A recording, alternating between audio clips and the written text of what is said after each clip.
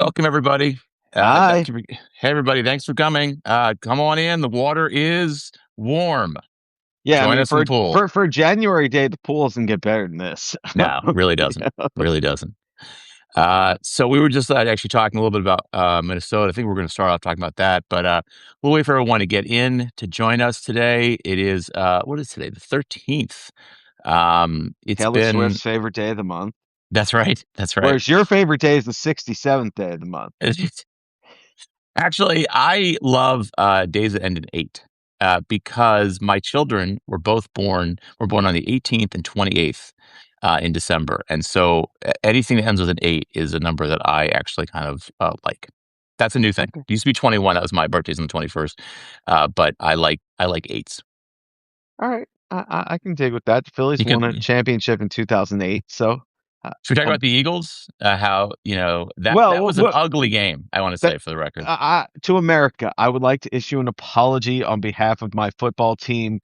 They don't know how to play a competent brand of offense, which should be impossible. And worse, even worse, we haven't fired the offensive coordinator yet. Yeah, I yeah. think that the city may melt down if he lasts the week at this point because people have had it. When your last play is four vertical routes on Yeah. 4th and 11 and the guys are all covered and you have no chance, that's an indication that you have a Trump level offensive coordinator in terms of competence. That's Uh, harsh. What's frustrates me about the football games this weekend is that as a Lions fan, I'm confident we could have beaten any of those teams, and in fact, had the refs not stolen the Steelers game from us, we probably would have been in the playoffs. And I mean, none of these teams at all. Did any teams that you watched this weekend impress you? I nah. mean, actually, Houston last You night was know, very impressive. Houston Houston was defense, dominant, but that was also because Aaron Rodgers is like my age. yeah, Um, yeah, it's true. but But having said that, and actually, you're right because CJ Stroud was not good in that game, but their defense is incredible, insane. and it's really, that's going to be a hard team to defeat. Although 2 weeks ago the Colts put like 30 points on them, so you never know. I will say that the team that impressed me probably the Bears in the fourth quarter. That they keep Hey, but doing they this to shit the other bed for the teams. first half. You can't keep Right, doing right, that but in they do playoff that games. every week. I mean, I think eventually it catches up to them, but that's a seventh fourth quarter comeback for the Bears. It's That's impressive. crazy. Yeah. Especially with Also, the young The QB. Patriots are very impressive too. That- Yeah, America's not ready for that again. Like we did 15 years of Tom Brady. Drake May's not allowed to be that good. Well, Uh, here's the thing, though. We need to just have the conversation about Justin Herbert and that he might not be a. He's a great quarterback. He's a great athlete, but man, he sucks in the playoffs. It's kind of crazy how bad he is. Let me actually, you've given me entree to a broader point here, which is that people don't understand that there are very few like Hall of Fame level quarterbacks that are out there on a given week that you're watching. Even a weekend like this, everybody's watching because it's the playoffs. Even people who aren't really big fans are watching. They understand that there are a lot of good quarterbacks that need other things to go right. They need good coordinators. They need players around them. They need a good offensive line. Justin Herbert's offensive line was basically a piece of Swiss cheese. Yeah, no, but And but he was making bad and decisions in that there, game. there's but there's also the clutch thing. Like nobody wants to talk about this because they can't quantify it. And sports is all about, well, can our analytics model count this in, count on this and stuff. There are some people who just thrive under pressure, and there are other people who fall on their faces, literally. I mean, we see it in politics, we see it in, every profession under the sun, that there are some people who just freeze up. And maybe he's just not that good when the pressure is at its zenith. Yeah, maybe, maybe. But, All right. there's Listen. one last football point that I gotta make since you teed it up with your Lions point. All right, go ahead. The officiating in the NFL is abysmal these days. Yeah. Absolutely abysmal. I made the point that the Eagles deserve to lose, absolutely, but that San Francisco probably committed more than one penalty in that game, just Hey, listen, based on it being listen. We football. missed the playoffs because, uh, first of all, they missed a penalty in the Eagles game we played against you, and they missed a penalty in the Steelers game. They called a penalty in the game they shouldn't have called. So I don't want to hear about it. I No, really no, don't. I'm not complaining. What I'm saying is then everybody on Twitter started pointing out to me the penalties they didn't call on the Eagles, and all I could come away with this from is they have absolutely no clue what they're doing. They are out No. there guessing most of the time, and we sitting at home on the couch could do a better job officiating the game because we see a replay in high I def where the receiver's being held like this. I think that's unfair. I actually think there's a problem with officiating, but it's very hard to officiate the NFL. And what they should do to fix this is they should basically expand the rules on instant replay. Right. That's Um, all I'm asking. That was my whole point. Is it is time to make everything reviewable. And I'll segue us back to politics by saying if only we could rerun the 2024 election now, everything would be better. I, Larry, I don't know about the NBA. I think they're worse than baseball umpires and probably hockey referees because the Actually, hockey guys have I'm a gonna harder job. offer a general defense of the officiating that I think it's really just it's so hard to call the NFL and the NBA in real time, and that I think NFL is probably the weakest of all of them. But I do actually think that the solution to this is to expand um, the what's it called? The instant replay so that you can I mean there are plays that are missed because it just happens in real time and it would be better. Now you can't do it all the time, but there does need to be more of a reliance on instant replay. But you know what? We have spent the Air Diamondbacks are getting Nolan Arenado from the Cardinals. Yeah. That's great. Okay, so listen, guys, we have spent a good 5 minutes talking football. And now we're going to get into You politics. know what that's like? Rush Limbaugh used to do that on Mondays, because he realized that everybody loved the NFL. Sure. You know It's true. It's true. we are the neighborhood bar in your neighborhood, and so we have to talk about what everybody else is talking about. And I will say this about the football, like whatever you think about the officiating, I mean, those were exciting games, Yeah. and they were all like I think except for the last night's game, they're all like one score games. They all came down to the wire. It was fun. It was a really fun weekend of football.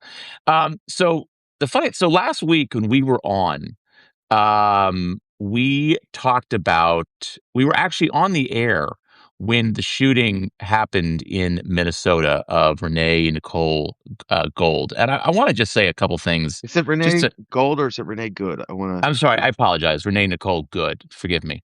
So I want to say just a couple things. I want to get something off my chest about this. You know, this has been a tough week, and for a couple of reasons. One is a 37-year-old woman, mother of three, is dead, and it's a tragedy. And it's horrific what happened to her. But I think what really has just, I think, upset me and upset so many people around the country is this administration's response to it, which is basically within her body wasn't even cold. And you had people at DHS, including Kirsty Noem, who's the head of DHS, condemning her as a domestic terrorist, calling her a deranged leftist, which is what JD Vance called her the next day. Um, you know, it I understand the terrible things that are going to happen sometimes when people interact with law enforcement, especially in this country, especially with the number of guns we have in this country. And I'm actually somewhat sympathetic to the police more than most, I think, people on the left, because it is very hard to do policing in a society with so many guns.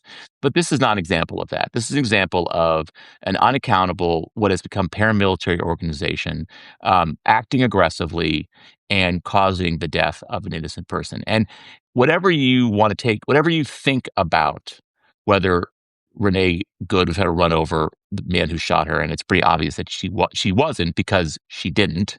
Um, but what instigated that conflict was an ICE officer jumping out of a car, running up to her, and demanding she get the fuck out of her car, and then lunging at her car, lunging at the car door, lunging inside the car. That's what instigated and escalated the conflict, and is what led to her death. And um, in some ways, that guy is as responsible for her death as the man who shot her, because the man who shot her was leaving the scene when those ICE officers came around, stopped their car, and instigated that. And so, you know, what's happening is that this unaccountable, as I said, paramilitary organization is actually operating really in ways that are incredibly dangerous, incredibly undemocratic, incredibly violating the rule of law, and there's no accountability for them. You know, I saw yesterday, I posted this on Truth to Consequences earlier. I saw a video of a woman in Minnesota. She appeared to be Somali, wearing a hijab, being stopped by people for what they called ICE agents, heavily armed, called a citizen check. They wanted to confirm that she's a citizen. Last time I checked, we live in a country, you don't have to confirm your citizenship to fucking masked assholes on the street with guns who demand it. You don't have to do that.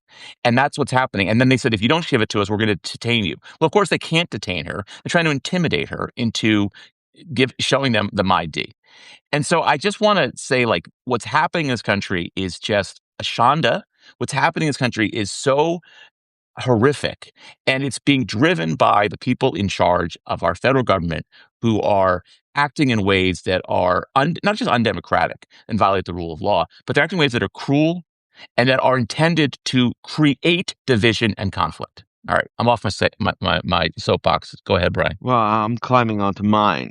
This was monstrous. This was an abomination. And frankly, the thing that depressed me the most was in yesterday's poll, only 14% of Republicans thought this was like unacceptable. I forget the term that the poll used, but or that was unjustified. That was the word was Right. unjustified. And I wholeheartedly agree with Michael. Look, we can agree maybe that Renee Good didn't respond under enormous pressure in the way that you're supposed to when engaging with law enforcement. But as Michael said, the most important point from my perspective is she is waving people around her SUV. She is not impeding ICE at all, No, not even a no, little bit. not even a And little bit. these Well, maybe assholes. maybe a little bit, but that's not a reason to shoot her, No, right? but what I'm saying is there is no reason for that ICE agent to get out of that pickup truck and Yes, run up to her window yes, aggressively. First of yes, all, law enforcement should not be aggressive towards anyone unless the only possibility is if we are talking about someone who is suspected of a violent crime where there is a legitimate like, hey, we're going after a murderer thing, where you might be worried that that guy is got a weapon and is going to react in such a way that put people at risk. But when you have average citizen sitting there in an SUV saying, "I'm not mad at you," right? You yes. there is no reason for any law enforcement to be aggressive like that and None. intimidating. Okay, then you have the fact that they apparently were violating every procedure under the sun. You're not supposed to be in front of a vehicle. Yes. Secondly, procedure and law in the biggest 25 states, or I'm sorry, cities in America, is that you don't get to shoot because you think that someone could be coming towards you in a car. You jump out of the way like a sane person. Which he did, by the way. Okay, Which he which did. he did. Um, this I think I read this morning. I think it was in Axios. This is like the seventh ICE shooting of the year and the Yes. um, second death. And they said that before Trump, the average was 0 to 1 per year. Which tells you how much more aggressive they're being and how much less they fear consequences. You know, most of the Yes. civil rights section of the DOJ quit yesterday because they won't investigate this because this is a civil rights violation. Yes. Um, and frankly, look, I don't know what the legal standard, the Supreme Court standard is as to whether this is murder, manslaughter, whether it's something where they could never get a conviction. I leave that to legal experts. But in the eyes of most people who saw that video, I think, I mean, and the poll shows a majority of them, it is something that was criminal. There was a life that should not have been lost. And I even know people who don't think it was criminal, who think that it was unnecessary and unjustified and a lack of restraint on behalf of Jonathan Ross, the ICE agent. And you know what's even grosser, Michael? All the people raising money for him, like Bill Ackman, that Yeah. hackish piece of crap How about billionaire. raising money for Renee Nicole Good's children who now Mm. don't have a mother? I mean, I And they want to all just call themselves pro-life too. That's what right. really gets me. The So I want to just pick hypocrisy up of it. on the procedure point because I think it's really important to just point this out. You know, if you look, I used to write a lot about this way back like 10 years ago about police de-escalation and how police often can escalate. Like when we had a spate of police shootings and how often these incidents are instigated and escalated by police. And so what and actually it should be said that police have gotten a lot better at this, right? De-escalatory tactics have been adopted by a lot of police forces in this country. And a lot of police forces go out of their way to attempt to de-escalate these situations to prevent use of deadly force. And one of the problems with these ICE officers is they're not trained. Their job is not to patrol No, streets, it's to to deal with scare ordinary people. civilians. Right. They're not equipped to do the kind of policing that they're doing. And if you watch that video, there's so many things that happen that are wrong. You know, first of all, again, Jonathan Ross, this guy is walking around her vehicle. He is recording her vehicle. Why? I have no idea. Maybe he wants to send that video to the Minneapolis PD because she's blocking their operations, but he doesn't try to detain her. He doesn't even tell her to move her vehicle. Okay. He walks around and videos her. That's the first thing. The second thing is, and then he walks away, by the way. The second thing is these guys show up on the scene and they immediately escalate the situation, telling her to get the fuck out of the car. They don't ask what she's doing. They don't speak to her civilly. They tell her to get the fuck out of the car. And then when she tries to get away from them, which I think is a normal reaction, maybe not the best reaction, but certainly a normal reaction, and one that I think many people would have, they lunge at her vehicle. So then what happens next? Then Jonathan, this Ross character, he walks in front of her vehicle, which you're not supposed to do, and which, by the way, invalidates any claim of self-defense. Not it Mhm. completely invalidates it, but it can invalidate it. You cannot create you cannot what's called officer created jeopardy. You cannot put yourself in harm's way and then justify that as a use of force. He didn't. He walked in front of the vehicle. That created jeopardy. Se Next, when she begins to reverse, he stops walking. I've watched this video a bunch of times. He stops walking and pulls his gun out. Okay, that right there, another violation. He Oh, wait, you w missed where he switches the phone from one let me hand get to to the that. other Let so me he get can to get that. his gun out. First of all, he's also with his phone up the entire time, right? So he has the gun with one hand and his phone with the other, and he's still recording. None of that makes any sense at all. Okay, and then so basically, what he should have done is gotten out of the way, let her flee. That's what police are trained to do. They're trained to just, if someone's trying to escape, you let them flee. You have your license plate. He already recorded her license plate. He can find her. Okay. It's not what he did. He stopped walking, pulled out his gun, and then he shot her. And then, as she's driving away, and look, you can watch the video. I don't know. I mean, this is just a crazy thing that people keep saying. She hit him with the car. She didn't hit him with the car. He walked. He was fine. He got out of the way and he shot her. But the second and third shots came when he's Yeah. to the left of the car. He shot through the window. And one thing that I'm really curious about, which I no one's talked about, is I want to see what the autopsy comes up with. Because if the autopsy finds that she was killed not by the first shot, but by the second or third shot, the case for murder is much stronger. Now, look, I think it's like a manslaughter, negligent homicide case. But if she shot her after she was no longer able to hit him, I don't know how that isn't murder, or at least a crime. So you have just a host, and then by the way, after her car, and by the way, the reason why you don't shoot into a car is because then the car could become a moving object of that could hurt somebody. And what happened? That car kept going, even though she'd been shot, and rammed into another parked vehicle. What if someone had been in that car? What if there'd been someone sitting on the street? He created a risk by shooting her and making that car go out of control. And then after she's shot, they deny her medical assistance. The number of things wrong from a police feature standpoint, I mean, it is insane.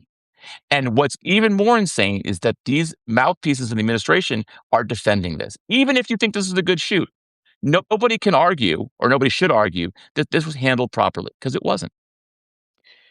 I wanna zero in on something that we're sort of getting around. The way the relationship between police and citizens are supposed to work is they work for us, okay? Yes. We are technically their bosses. You don't go up to your boss and say, "Get out of the fucking car." You don't behave aggressively. You No. don't escalate No. situations unless you are suspecting someone of a violent crime, Imminent okay? threat. Let's talk Imminent imminent threat, threats.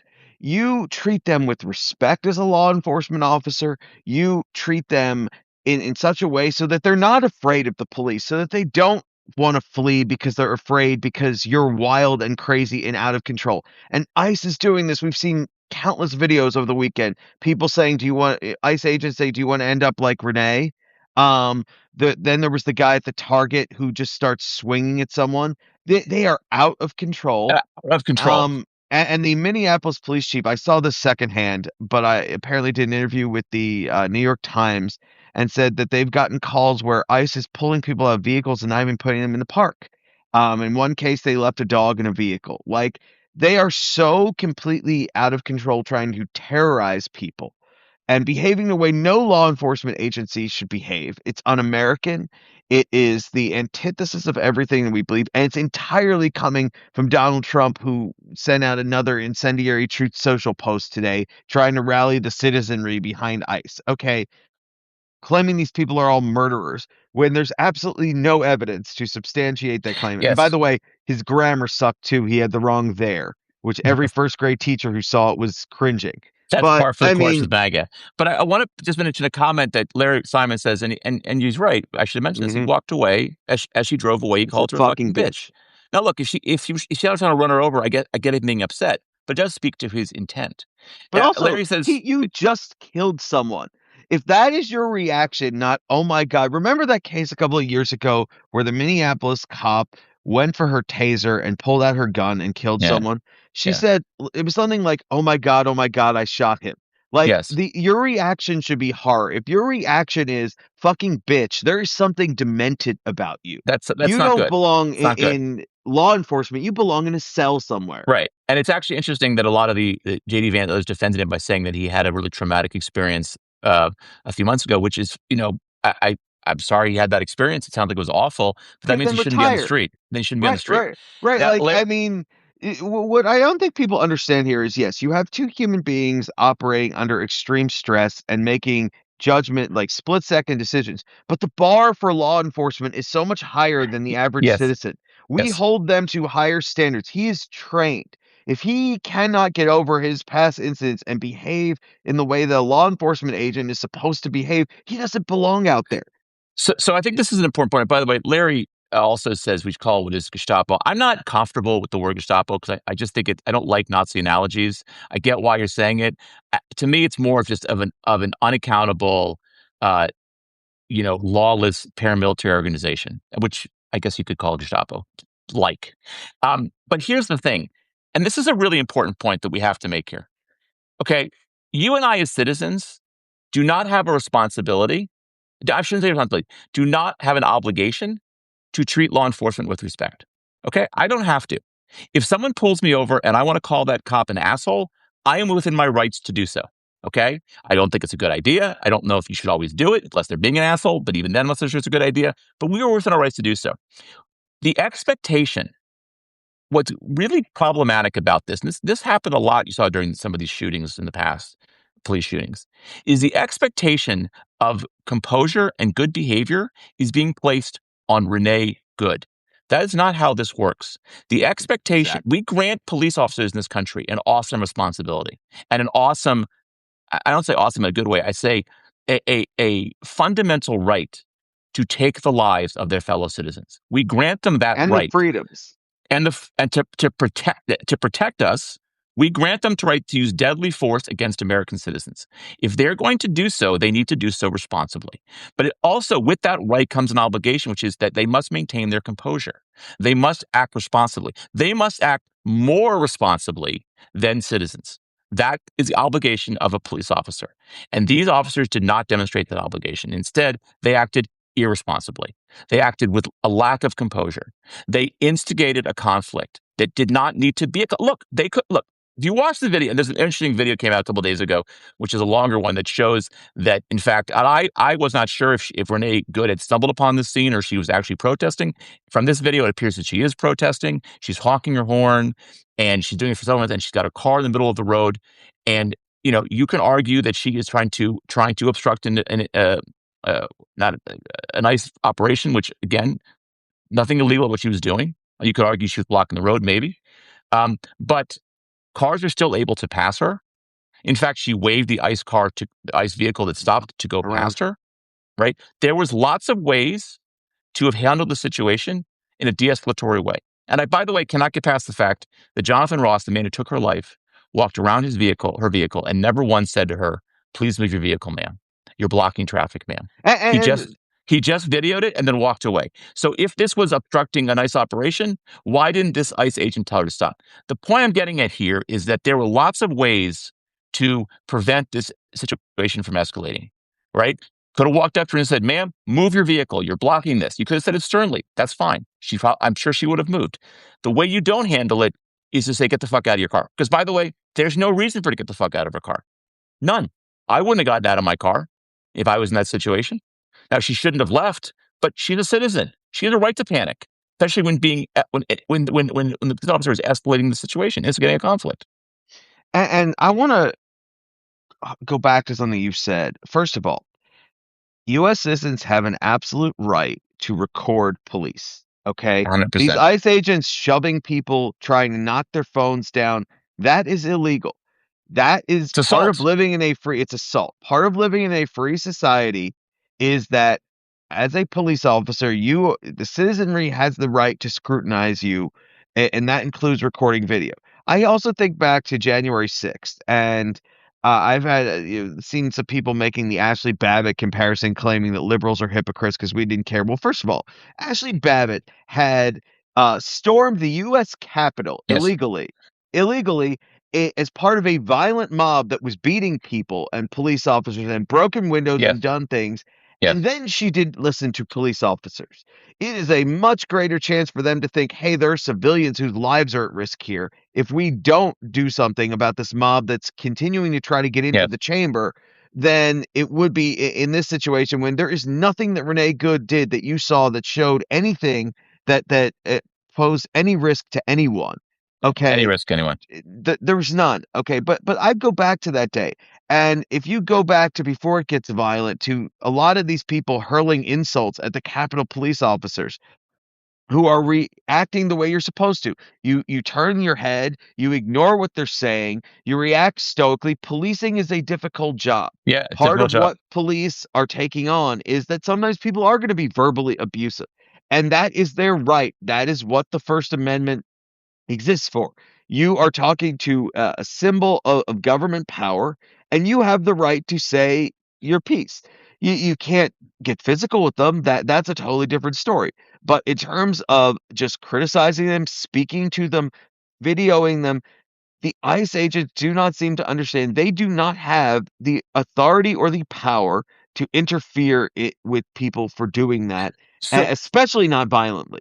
so one thing I've noticed, I've seen, and I should write about this. There's a pattern in these videos in which these ICE agents aggressively walk up to people who are recording them and they say, I'm giving you one warning that you need to stop what you're doing and stop obstructing, or we're going to arrest you. The reality is they can't arrest them. Okay. They do not have the right to arrest individuals for recording them. First of all, they're jurisdictionally, they can't do it, but also these people aren't breaking the law. And so what they do is they go up to them and they threaten them. They intimidate them. They get in their faces. They yell at them in an effort to intimidate them into stopping what they're doing. Okay. That is unprofessional behavior. Okay. You may not like being recorded. You may not like being followed. Tough. Then find another line of work. You have a right as citizen to do that. But what they are doing, and by the way, we should also mention that people they don't have their nameplates on them and they're masked. But Uh, this is the thing. They continue, right? The mask thing. I know how you feel about that. It's ridiculous. They are I masking. think that every law enforcement officer in America should be in a uniform, unless we're talking about some undercover like drug, operation or something. Should be in uniform. They should be unmasked, and they should have badges with their names on them, and they should have body cameras on. Okay, Yes. this is nonsense. The way that and it cultivates fear, and frankly, who wears masks? Criminals. You wear a mask if you know you're doing something wrong, and that's why they're masked. And so the other thing, yes, I agree with what you just said. So this is what I notice in a lot of these videos. What they're doing is they cannot arrest people. They cannot detain people who say when they ask for citizenship proof, they cannot detain them. So, particularly if they are a citizen, they cannot detain them. So what they're doing is they're trying to intimidate people. And what I and this is creating enormous ill will and division and rancor and potential for conflict. But what is so disturbing about this is that the response Trump administration, they are sending more troops, more of these agents to Minnesota. They are trying to instigate a conflict. Let's be clear on this point. Minnesota is a relatively safe state. I think it's 15th or 16th ranking in violent crime rates. Homicide rate is pretty low. It is not a violent state at all. Okay. And this entire operation is a response to the daycare fraud allegations relating to Somali Americans. This is a political operation, and what is so striking is that you see the rancor that this is creating their operations. And what is the administration's doing? They are literally dumping more gasoline on the fire. And I think it's a good point for us to pivot and talk a little about the politics of this, because I think this is an important point to get across here. This is, I think, politically disastrous for the Trump administration. And it's hard to talk about the politics because this is really about small d democracy and about issues larger than the next election. But that's what we do here. We talk about politics. We're two bearded Jews talking about politics. And so that's what we're going to do. And I just want to get this point out here that I think this is the kind of thing that is not going to appeal to voters and doesn't appeal to them. Why? Because, and I wrote a book about 1968. It's right up there. And you should buy it, called American Maelstrom. You can buy it now on Amazon and elsewhere. And what was very evident for working on that book was that people did not like anti-war riots. They didn't like chaos. They didn't like disorder. They don't And what I'm sorry. they don't like this, or I was going to actually go back to the best 1968 example. The police are beating the crap out of demonstrators. The journalists are horrified, and then they polled, and Americans were with the police. Why? 65, Because they 60+% supported the right. police. It was termed a police riot, a police riot. And I want to make sure one of the proposals in my book that I can always like to cite. I think it's fascinating. Is it was a poll I think from 69 or 67. I can't remember. Maybe it was 68. It was around that period, and they asked people about like what they thought of different groups of Americans. The most unpopular group of Americans, the most unpopular, were anti-war demonstrators. And that included, by the way, people who oppose the war in Vietnam, right? People don't like disorder. They don't like chaos. And this president is creating chaos. Now, I know that he thinks it helps him with his MAGA base. And look, I've been inundated by these idiots who are like trying to defend what happened here and cheering the death of Renee Good. But the reality is that most Americans who are not in the MAGA cult do not like this. Even if you agree with what this shooting, they don't like the chaos. They don't like the disorder, and that's what they're getting from Trump and getting from this administration. And I think politically, it is a disaster for them. I want to disagree only ever so slightly and to say, Please, I think please, there are people who voted for this who want this, but they're already yes, voting for Trump and Republicans. yes, He is not agreed. gaining a single vote. And I want to, the story Senator Murphy just shared from, I don't know what the Sayhan Journal is. It looks like an independent I journalistic saw thing this in article. Minnesota.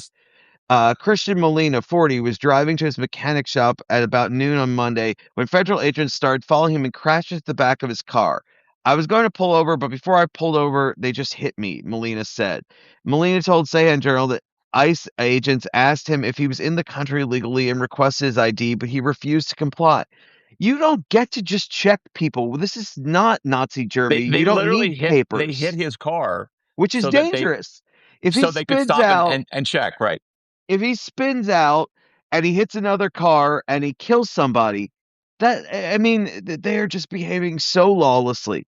And this fits with the thing you're right that people hate about Trump, which is constant chaos and disorder. Um, and lawlessness. You know, we'll talk about the Fed in a minute, but it fits with the Fed. It fits with his handling of Colorado in the last, couple of weeks over Tina Peters. This is a completely lawless, chaotic administration. And you're right that the chaos is what is going to look bad. And the thing is, these videos are going viral. These videos are reaching people who are not that politically engaged. They are souring those people Yes. on Donald Trump because, in fact, some of those people voted for Donald Trump. They voted for him because they thought he was going to focus on the economy. That is what they voted for. So I think there's something interesting politically about this as well. That I was talking about this with somebody last night who's a pretty smart political observer. He made the point to me that look, if Trump had come into office and said, "We're going to deport people with criminal records, and we're going to get them out of the country, and we're going to crack down on the border," I think that would have been broadly popular. Okay. I think a lot of Americans wanted that. They didn't want what they're seeing Absolutely. now. But what this administration has done, and with the instigation of the real president, Stephen Miller, is they've basically turned ICE as a paramilitary organization with, you could argue, Gestapo tactics, and they've unleashed them on the American people. And they are subjecting people of color and ordinary citizens who are protesting this to extreme violence.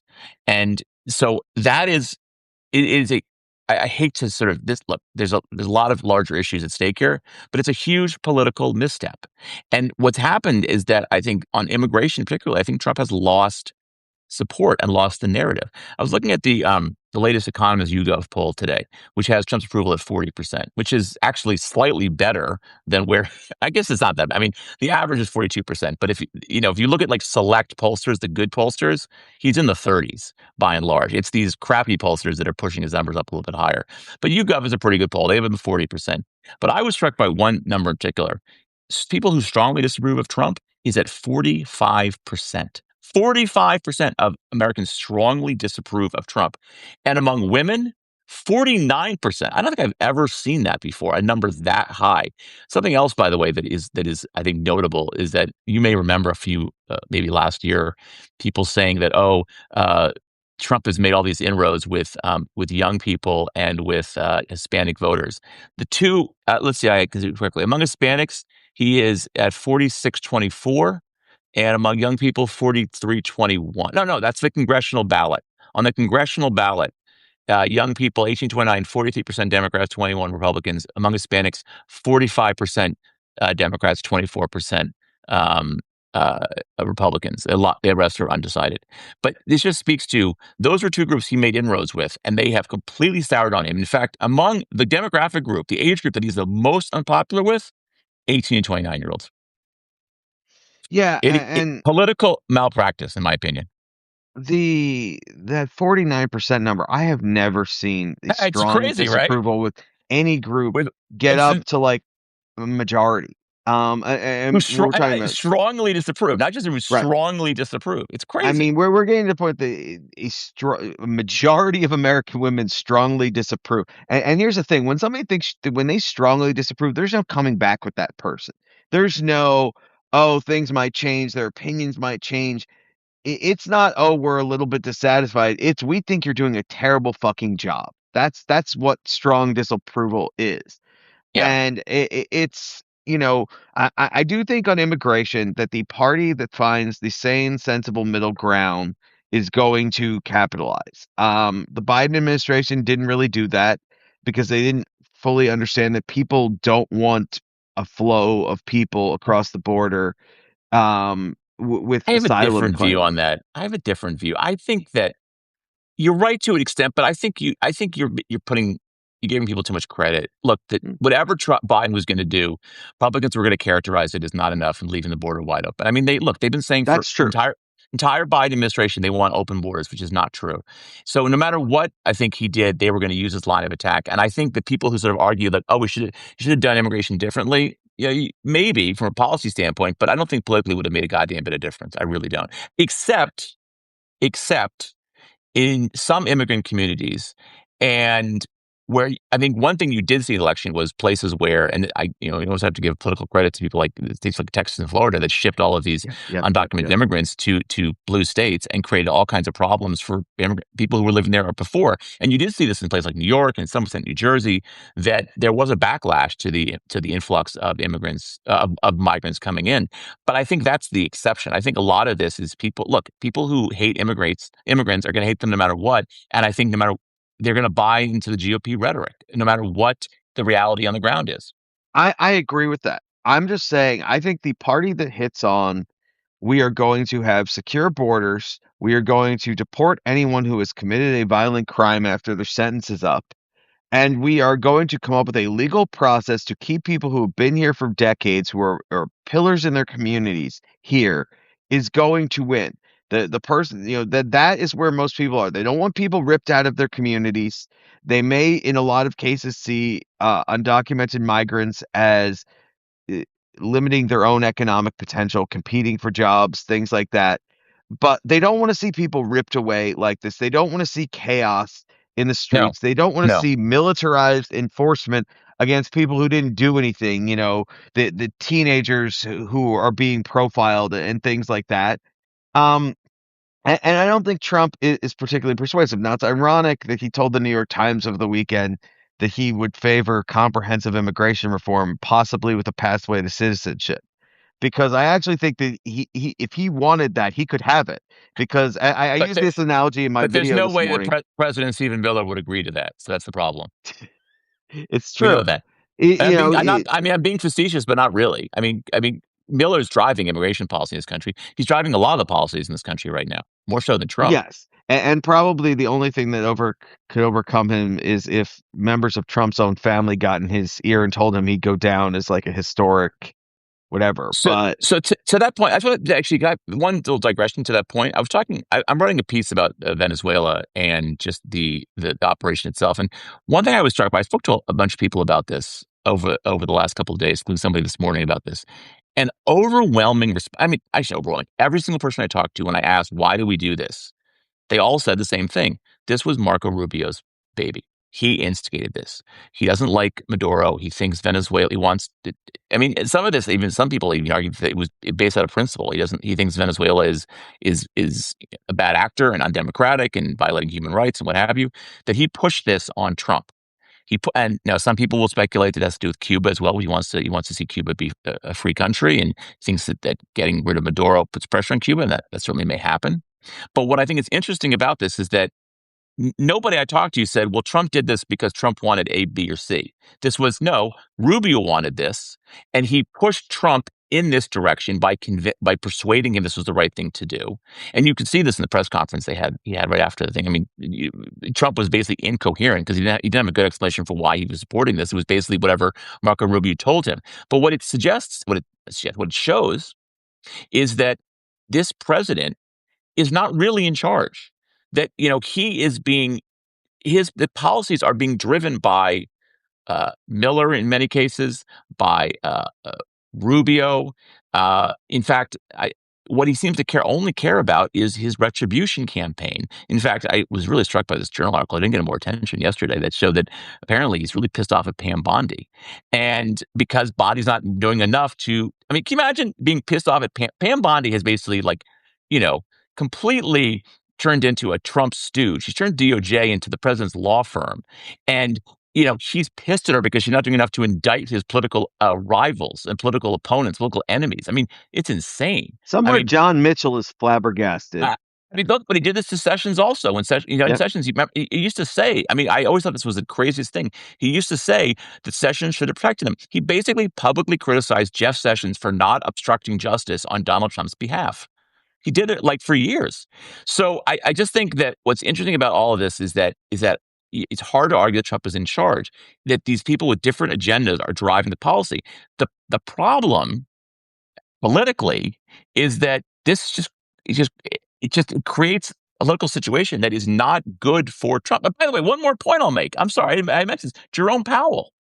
Right, the DOJ has this criminal subpoena and criminal investigation of Jerome Powell that is being apparently driven by this guy, Bill Pulte, who's the head of how I forget what exactly his And position Bill, is. Bill, I got to apologize to you. I called you Bill Pooty in my video this morning. I missed the L in your name. Sorry, you're a crackpot, but I'll get You your should name mispronounce right. his name correctly. Yeah, exactly.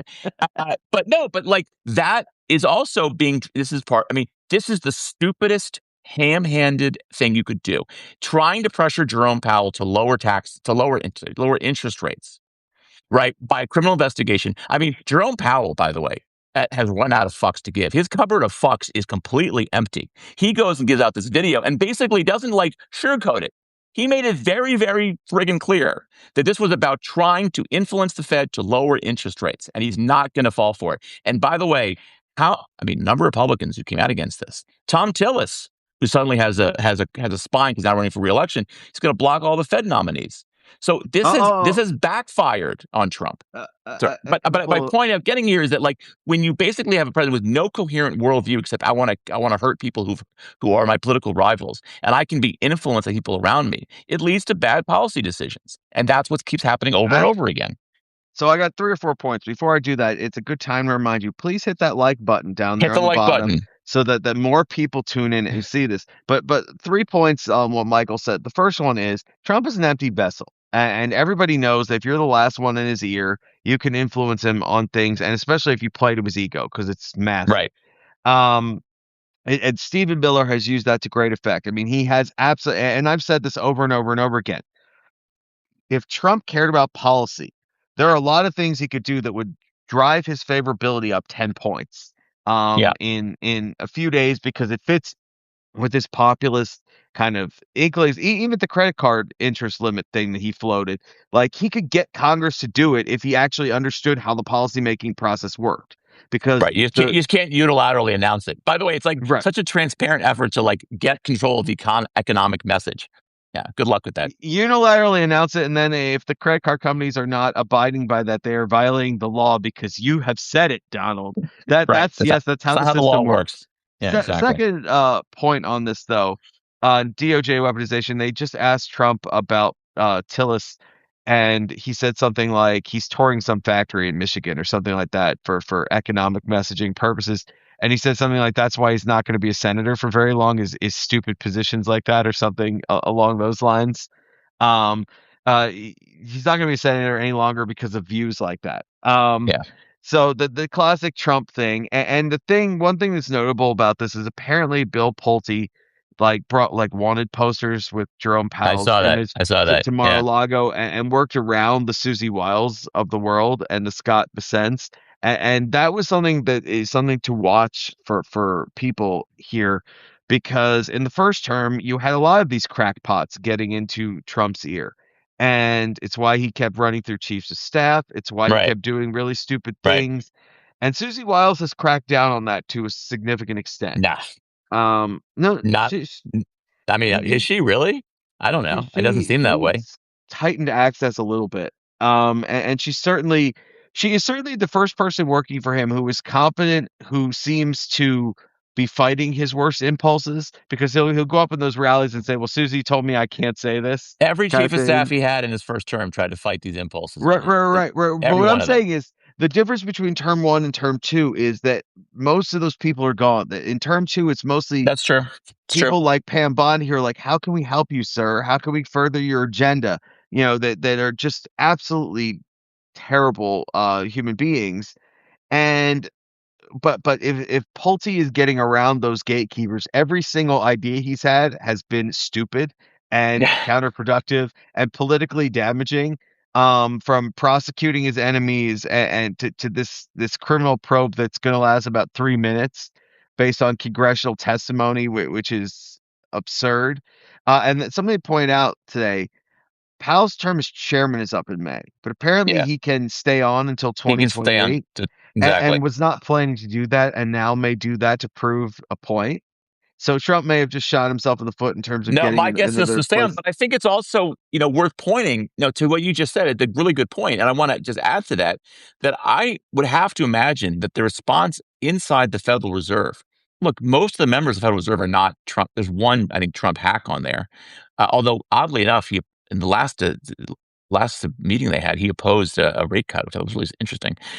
Anyway, but I think these are not hacks, and I think that their response to Trump pressuring them is to, if anything, perhaps get their backs up and say we're not going to be cowed by this president. I do not think this is going to succeed in getting the Fed to do what he wants. If anything, the opposite. And this is, by the way, why Trump is kind of a shitty bully, and why all the people who kind of kneeled and obeyed in advance made a huge mistake. I mean, you saw this actually.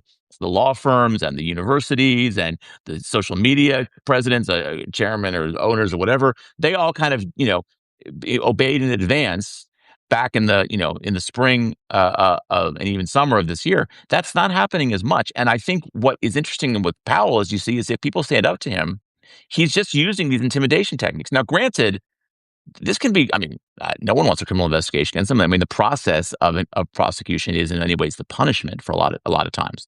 But I think that ultimately stuff is backfiring on him, not just in that it's not really working, but also politically it's hurting him. And look, I'm going to say one thing, and we can move on to some other stuff. But look, I have said this on this particular Substack Live that we've done now. I don't know how many times I've done it, 10 times. I've said every single time the most important fact about American politics is that Donald Trump is unpopular and people don't like him. That's the number one thing. That drives everything else. Okay. Trump is the 600-pound gorilla in the room. He dominates everything. And it's your views about him that more often than not are driving decision making by voters. Okay. And the backlash to Trump has been intense, I mean, since he took office. And so as long as Trump is unpopular, it's going to hurt Republicans and help Democrats. And beyond that, I mean, look, this is also basic political science, right? I mean, we know from years of research about midterm elections that the more unpopular a president is, right, the more that party pays a price in politically in midterm elections. I mean, 2022 is sort of an odd exception because Biden was very unpopular, but Democrats didn't get hurt as badly, in part because Republicans had bad candidates. But in general, in general, an unpopular president is the most important statistic in determining how a party is going to do in the midterm election. So that factor is there. But I think with Trump, it's intensified. I go back to what I said a second ago. 45% of Americans strongly disapprove, not disapprove, strongly disapprove of Trump. Okay. I And would here's the point, though. And so when you combine those two numbers, you have what is going to be a backlash election. You're already seeing it in special elections. I see little reason to expect that you're not going to see it in November in the midterm elections. I would bet, and I have never seen any data on this, but I would bet that strong disapproval folks vote at like a 90% rate, I something would like that. actually agree with that. Yes. Yeah, I think that when you see that number, that says they are highly motivated, they are highly engaged, and they Yes. want to do something about it. And those Yes. folks are going to show up. And the thing with all of these stories is, first of all, there's a constant drip, drip, drip, drip, drip Yes. element. Six prosecutors in Minnesota just resigned, federal prosecutors, because they are investigating Renee Good's partner, and they're Incredible. And protesting this. not the man who killed her wife. Right, right, right. Ignoring the fact that we got a new Quinnipiac poll that just said that the shooting was not justified, 53 to 35. Really Yeah, and interesting. the crosstabs on that were even worse than the other one I saw yesterday. 59-28 independents thought it was not justified. I'm sorry. It's Say based that again. 59-18. 59-28, 28. Sorry. 28. 59-28. Democrats were 92-4 and Republicans were 10, and then 77% said it was justified. And Well, 77 actually, that means it's undecided. That's actually lower than I would think. well, the other interesting breakdown, 61% of women said it's unjustified versus 30 who said it was justified. And 44% of men said it was unjustified versus 42% who said it was justified. You So know, even men Brian, are I hate, can we just acknowledge men, we're the suck. worst. We We suck. suck. We suck. I mean, I wish it wasn't the case, but we do suck. We do. We do, but there's like this constant drip, drip, drip, and going after the Fed. First of all, you create economic instability. When you get economic instability, you know what happens? The Fed doesn't lower interest rates. Sometimes they raise the interest No, rates. no, You exactly. know, and they're not going to get a better economy out of this. And perceptions are hardening. The other thing that I keep saying to people is the thing that's mutually reinforcing is as that strong disapproval number goes up, as people turn on Trump, it helps Democratic recruiting. They just got a Yeah. candidate today, Dayton, Yep. Ohio. Mike Turner announced he was running for re-election yesterday, which is a must for Republicans. This is a Yeah. district he's never won by less than double digits. He won by 20 points in 2024. He's been in office for 22 or now 23 years. Okay, former mayor of Dayton. But this is a district that even after Republicans changed it, it's still Trump, only a Trump plus 8 district. Well, Democrats Yeah. just got a candidate today who is a veteran and a nurse. I can't think of a better combination of things that people like. And, that kind of candidate getting into a race is because Maybe they're looking at this. candy salesman, maybe with something people like. I like candy Maybe, salesman. I mean, maybe like Bakers. People like bakers. I like bakers. Bakers are good. Taylor Swift, the biggest pop star in the world. People like her. People like her. Yeah, but I think that this is the kind of candidate who Democrats are going to get and can still get. Filing deadlines in a lot of these places, there's still a few months, and some places more than that. And it's that kind of place, a place where you'd say it's on the periphery of competitive, that Yeah. Trump is just creating competitive races. And when you do that, Democrats are not going to win, 80% of the races against the Mike Turners, but they might win 20%. Yeah. And And if that's you have enough. more of That's those enough. seats, it's enough to tip things and to create real headaches. And that's what Trump's doing with all of this over Yeah. and over and over Yeah. again. And he's the best recruiting, advertisement for Democrats that you're ever going to find. No, nobody better. Um, And I look, let's talk about this a second. I think we agree that, you know, it would take a bit of a miracle for Republicans to hold the House next year. I mean, I really think I know I should I mean, look, what Democrats need, is it 3 seats, 4 seats now? I can't even remember how many it is now. three, 3. three. And,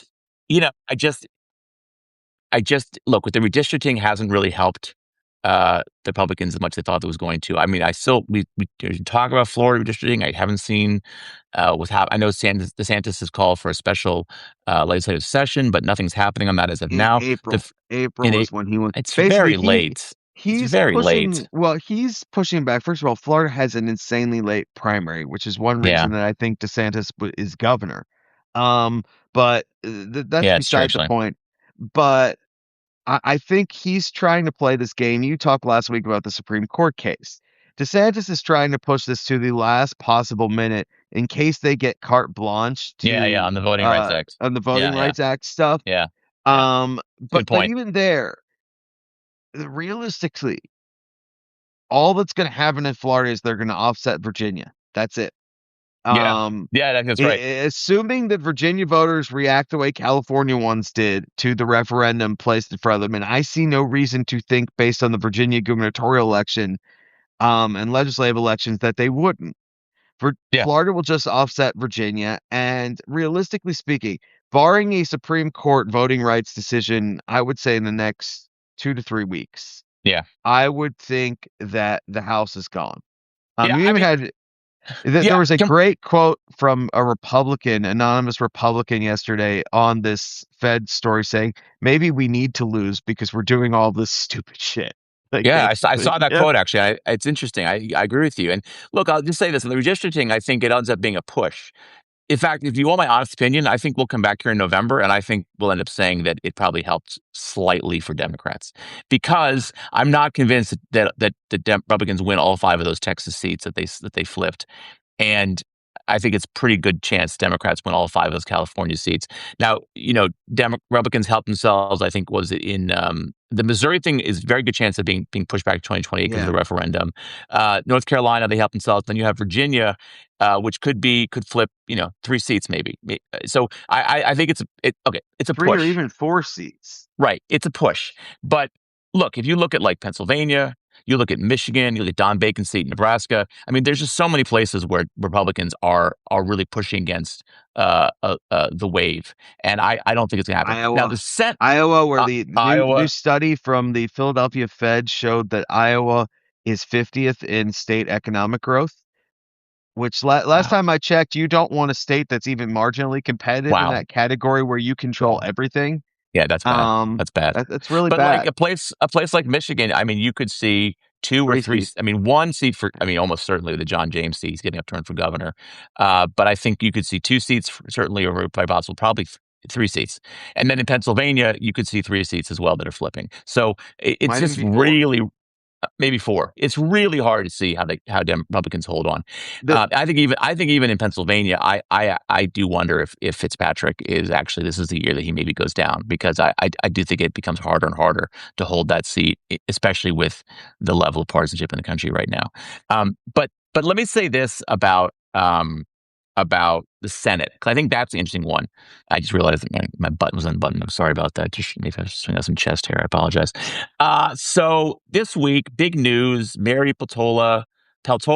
But I'm not sure I I pronounced her think name it's properly. Peltola. Peltola. She announced that she's running for Senate against Dan Sullivan. This is a huge recruiting win for Chuck Schumer, who, by the way, as I often say, best Senate Democratic leader since Harry Reid, maybe the best since LBJ. And I Well, mean that don't sincerely. say since Harry Reid was his immediate predecessor, but Oh, yeah, right. Okay, yeah, that you're right. doesn't sound very Stupid thing. good. Yeah, that's exactly, exactly. Yeah, he's the best since Uh, Harry Reid. Great. Also the worst. So you can say that too. No, yeah. he is since LBJ, he's the best Senate leader, except for maybe Harry Reid.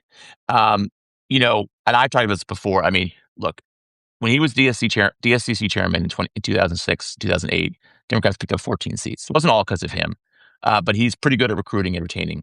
And then as a majority leader, like 2018, they lost two seats, but that was in a terrible, terrible environment, a map for Democrats. And in fact, it was pretty good, only lose two seats. They, of course, won the Senate in 2020, thanks in part to Trump in Georgia, and then picked up a seat in 22, a year which they probably should have lost seats. So, and in 24, yes, they lost the Senate, but they also held four seats that Trump won, right? Arizona, Nevada, Michigan, and Wisconsin. Really impressive achievement, actually. And so this cycle, Schumer's recruiting has been incredible, right? He got Roy Cooper to run North Carolina, who's the two-term incumbent governor. I mean, that Former seat, governor. former governor, excuse me. He is he's a toss-up race, but I have to think that is a seat that slightly favors Democrats. He got Janet Mills to run in Maine. Now she may not win the nomination, and she has some issues because she's old, 78 years old. However, uh, you know, she's the she's the primary candidate you Realistically, they wanted didn't to have anybody recruit. better. They That don't, that and the Nazi tattoo enthusiast Graham Plattner is not better. In Ohio, the one Democrat who could potentially win that seat is Sherrod Brown. He got Sherrod Brown, and then he got Patola. Now, let me be clear. I don't actually know if they're going to win all four of those seats. If you had I was to guess, I'd say they win two of those seats. Okay, but the point is, they are able to run competitive races in Alaska and Ohio, in part because Schumer spent since the summer recruiting Patola, who could have run for governor, would have been a much easier race, but she's running for Senate.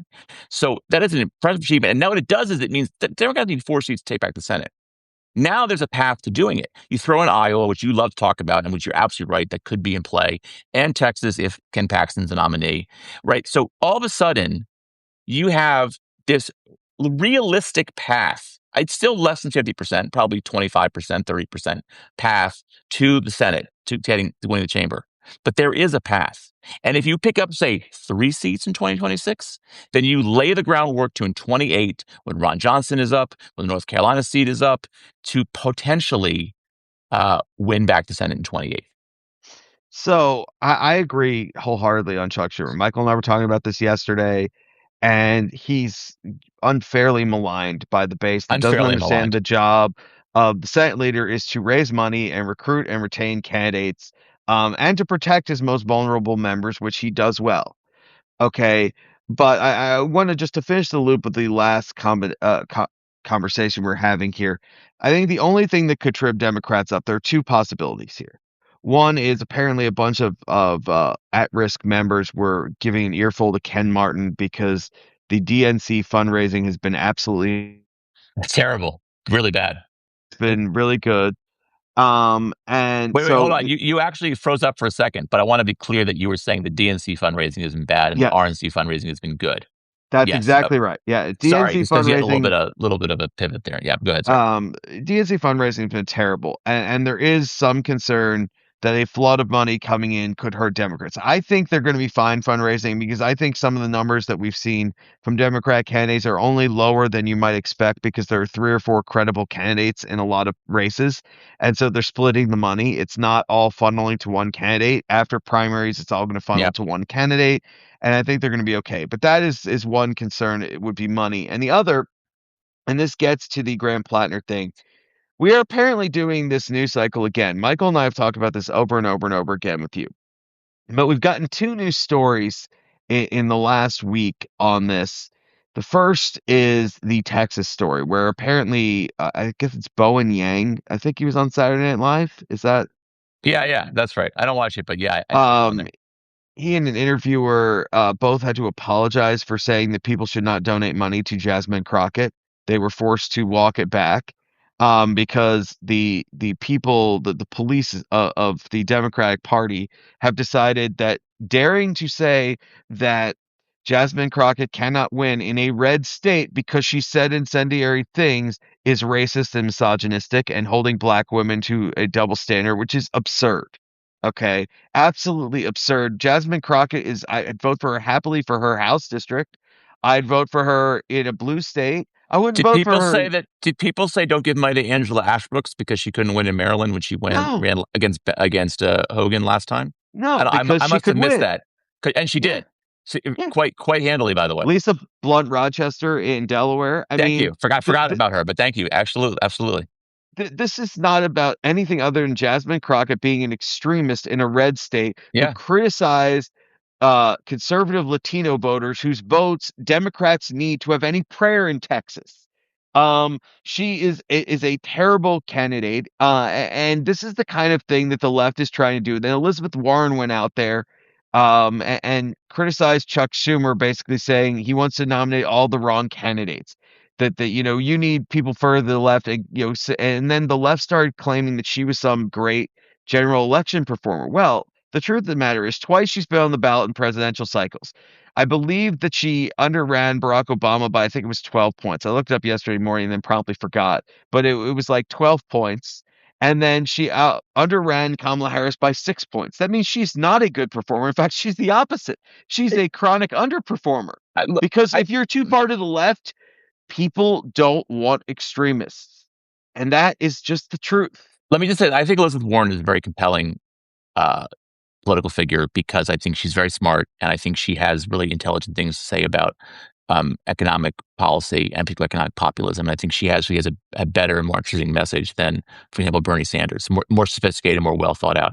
But when it comes to politics, I mean, look, she's a Massachusetts senator who's underperformed, as you said, in presidential in cycles in which she's run. And I don't think she's the person to take advice from on politics. I think Chuck Schumer has shown over and over again that he understands politics better than most people in the party. And let's say one more thing about Schumer that I think really deserves credit. He deserves credit for. Look, after 2024, there was a lot of people in the Democratic Party who were pissed off, and you basically criticized the leaders of the party, and you definitely laid the groundwork for what could have been like a Tea Party like movement in the Democratic Party, and you see a little bit of that with people like Plattner in Maine. But by and large, Democrats have avoided that. Um, and I think that Schumer deserves credit for that. I think he's done Yeah. a good. I think he's done a good job of protecting his members, but also recruiting candidates who can win and who I think people on the left don't want to challenge. Sherrod Brown, people on the left like Sherrod Brown. I mean, he's a pretty liberal guy, especially on economic populism issues. So I think he gets enormous credit for that. Now, that may not work in Maine. And look, if Plattner's the nominee in Maine, I think it's a friggin' disaster for Democrats. The Catherine Crockett thing is bad, I think, for Democrats, but I don't know if I blame Schumer because there weren't a lot of great options. I think Talarico is a good option for Democrats. I don't know that he can win. We definitely can't win if Paxton's not the nominee, but look, he still might actually end up winning that nomination. And then you look at Michigan, where I think Schumer has very, Oh, uh, that was the other thing. let me say this. Schumer has, I think, sort of not openly, overtly put his finger on the scale for Haley Stevens, who I still think is the best candidate to win that seat, but she's not a great candidate. And, I think if McMorrow, she's the head of the state, she's a prominent Democrat in the state legislature. She's a prominent state legislator. Right. She would be a candidate. The problem is the third candidate, which is this El Said. I cannot remember. Is it Abdul? I cannot Abdul. remember. Abdul El Abdul. Said, who is a very left of center, and I think would almost certainly cost Democrats that seat if he was the Left of nominee. center enough to criticize football in a state where everyone loves Michigan football. They And the they Lions. probably love the Lions. I mean, Some days, probably some people days love the more. Lions. No, I'm just saying some days more than less. I was making a comment on their performance. Okay. Over the history of it. But where I want to go with this is that the Pod Save America guys are apparently co-hosting a fundraiser for Al Saeed, and it's absolutely nuts. He is the one guy who puts this race in play. McMurrow is further to the left than Stevens. She has a lot of charisma, though. Stevens is more moderate and won a competitive House district in 2018, but she doesn't seem to have any charisma at all. Yeah, she doesn't. She And doesn't. she really doesn't. But I think either of them win in a good year for Democrats. Al Saeed is a Bernie guy. He's an extremist. He's got that. At the very least, Democrats are going to have to throw a shit ton of money into that race if he is the nominee. It is Yeah, not to batshit throw money in anyway, but they'll have to throw a lot more right. if he's the nominee. Right. It's going to cost them a lot more. That's the kind of race where national money may not have to flow in there by October if the climate is where we think it's going to be, because the Republicans will pull money out of there to defend their incumbents Right. and to defend their own seats. But it's about nominating smart people. Here's the truth about the Tea Party. I've been, I do all this reading before I prepare to teach my class on conservatism every year. And I'm always reminded the Tea Party achieved one thing and one thing only. They cost Republicans 5 Senate seats over Yeah. 2 cycles. They cost Yeah. them House seats. They Yeah. were an absolute disaster. The anti-establishment impulse that the Democrats have resisted has helped them to win. And that is the name of the game in politics, Yeah. okay? And Democrats need to nominate the right people. That goes Yeah. for House races, that goes for Senate races, and the DCCC ought to be really tuned in some of these races with 4 or 5 candidates and make sure they don't nominate the wrong person. Now, though I'm Yeah. sure there will be a House seat or two, as there is every cycle, where both parties nominate bad candidates who cost them any shot of being competitive. That's just, par for the course with 435 seats. But it can't be a widespread pattern. Yeah. Again, this isn't really about ideology. I don't think that the Elizabeth Warrens of the world are that much more liberal than the Sherrod Browns of the world. Similarly, AOC sent out a fundraising email last night for Mary Patola. Yeah, Okay. Patola yeah, is certainly to the right of AOC on some issues like guns because she's from Alaska. And and you oil have to be. exploration. Right, and oil exploration. And AOC is smart enough to understand you have to be if you're in Alaska. That's just the way these things go. It's Alaska. And I really think that it's all. I hate to quote this individual, but there used to be something known as the Buckley Rule. William F. Buckley, founder of National Review, conservative commentator, basically said we want to nominate the most conservative candidate who can win. And Rush Limbaugh later superseded that with the Limbaugh rule if you nominate the most conservative candidate, period.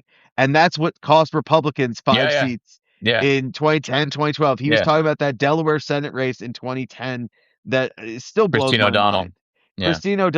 Christine, I am not a witch Who O'Donnell did she over beat? She beat Castle in the primary. Mike Castle, who had been Yeah. a 9-term congressman and 2-term governor before that, like had been elected 11 times statewide. He would have walked to a Senate seat, So and it, Chris it Coons has been there since. so let me. I love this. I love telling the story. Chris Coons, by the way, is the luckiest man in American politics Yeah. because Chris Coons, Castle would have won that race handily. He was very popular, as you Yeah. said, and he probably would still hold that seat today. Well, he just And died. He just died oh, last did he? I year, didn't so he realize would that. not. Oh, Yeah, he oh yeah, would. yeah. He wouldn't hold it today. Yeah, exactly. But Coons, was sort of just the sacrificial lamb in that race, and he ended up winning, and now he has that seat forever, as long as he wants it for. It's he is the luckiest politician in America. Right. But I just to the one more thing I want to say is like I think look, I give Schumer a lot of credit for this, and I think that I was struck by something. We had this conversation offline like a week or so ago. Matt Iglesias put up. We like to pick on Iglesias because we don't like his political judgment. This is But great segue, by the way. You didn't know where I was going next, but this is a great segue. okay, can I do it first, and then we Yeah. can Yeah, okay. you go first. Okay. So Iglesias had this point about how he had this thing that like Democrats should run on a Mary Peltola style agenda, which is like such a dumb argument because like what works in Alaska is not going to work in say I don't know Michigan, and Right. the reality is like Mary Peltola is for example pro oil exploration, which is not a position a Democrat could take outside of Alaska, and I think she's probably anti gun control, Shit. and which again is a position that no Democrat, which would by I the way wouldn't be a say outside of Alaska. I would say outside of Alaska, Texas, and Louisiana, maybe. right. I mean, Yeah, but the point is, like Democrats have leaned into gun control and I think has helped them politically. correct. And lastly, she voted in the House to against a Republican bill to ban trans individuals from competing in women's sports. Should Democrats adopt that position? I don't think Matt Iglesias thinks that. The point I'm getting at here is that what works in Alaska is very specific to Alaska. It's also specific to an electorate that is more conservative than in other places Democrats are running. Like, I mean, the thing is, like, does Iglesias feel? Did they think the Democrats are a bunch of idiots? Like Roy Cooper's running in North Carolina. He's won 2 elections statewide in North Carolina, state that And for trends governor, and he for more than governor. that though, he was attorney general before that. Yes, that's right. Thank you. Does he think that Roy Cooper doesn't fucking know how to run a race in North Carolina to get a statewide to get elected? Does he not understand like that Cooper's ability to win is not determined by his policy positions as much as it is by the trust he's built up by being a 2-term governor? I just think it is such a simplistic understanding of politics to think that if you just embrace these policy positions, you will succeed. And I know his argument would also be that all Republicans, all Democrats should adopt these positions because it'll change the viewpoint people have of the Democratic Party. First of all, I don't think that's true in the slightest. And secondly, why, if you're a Democrat in a blue state, would you not run as a somewhat progressive Democrat? Because that's what your electorate wants. That's what your primary electorate wants.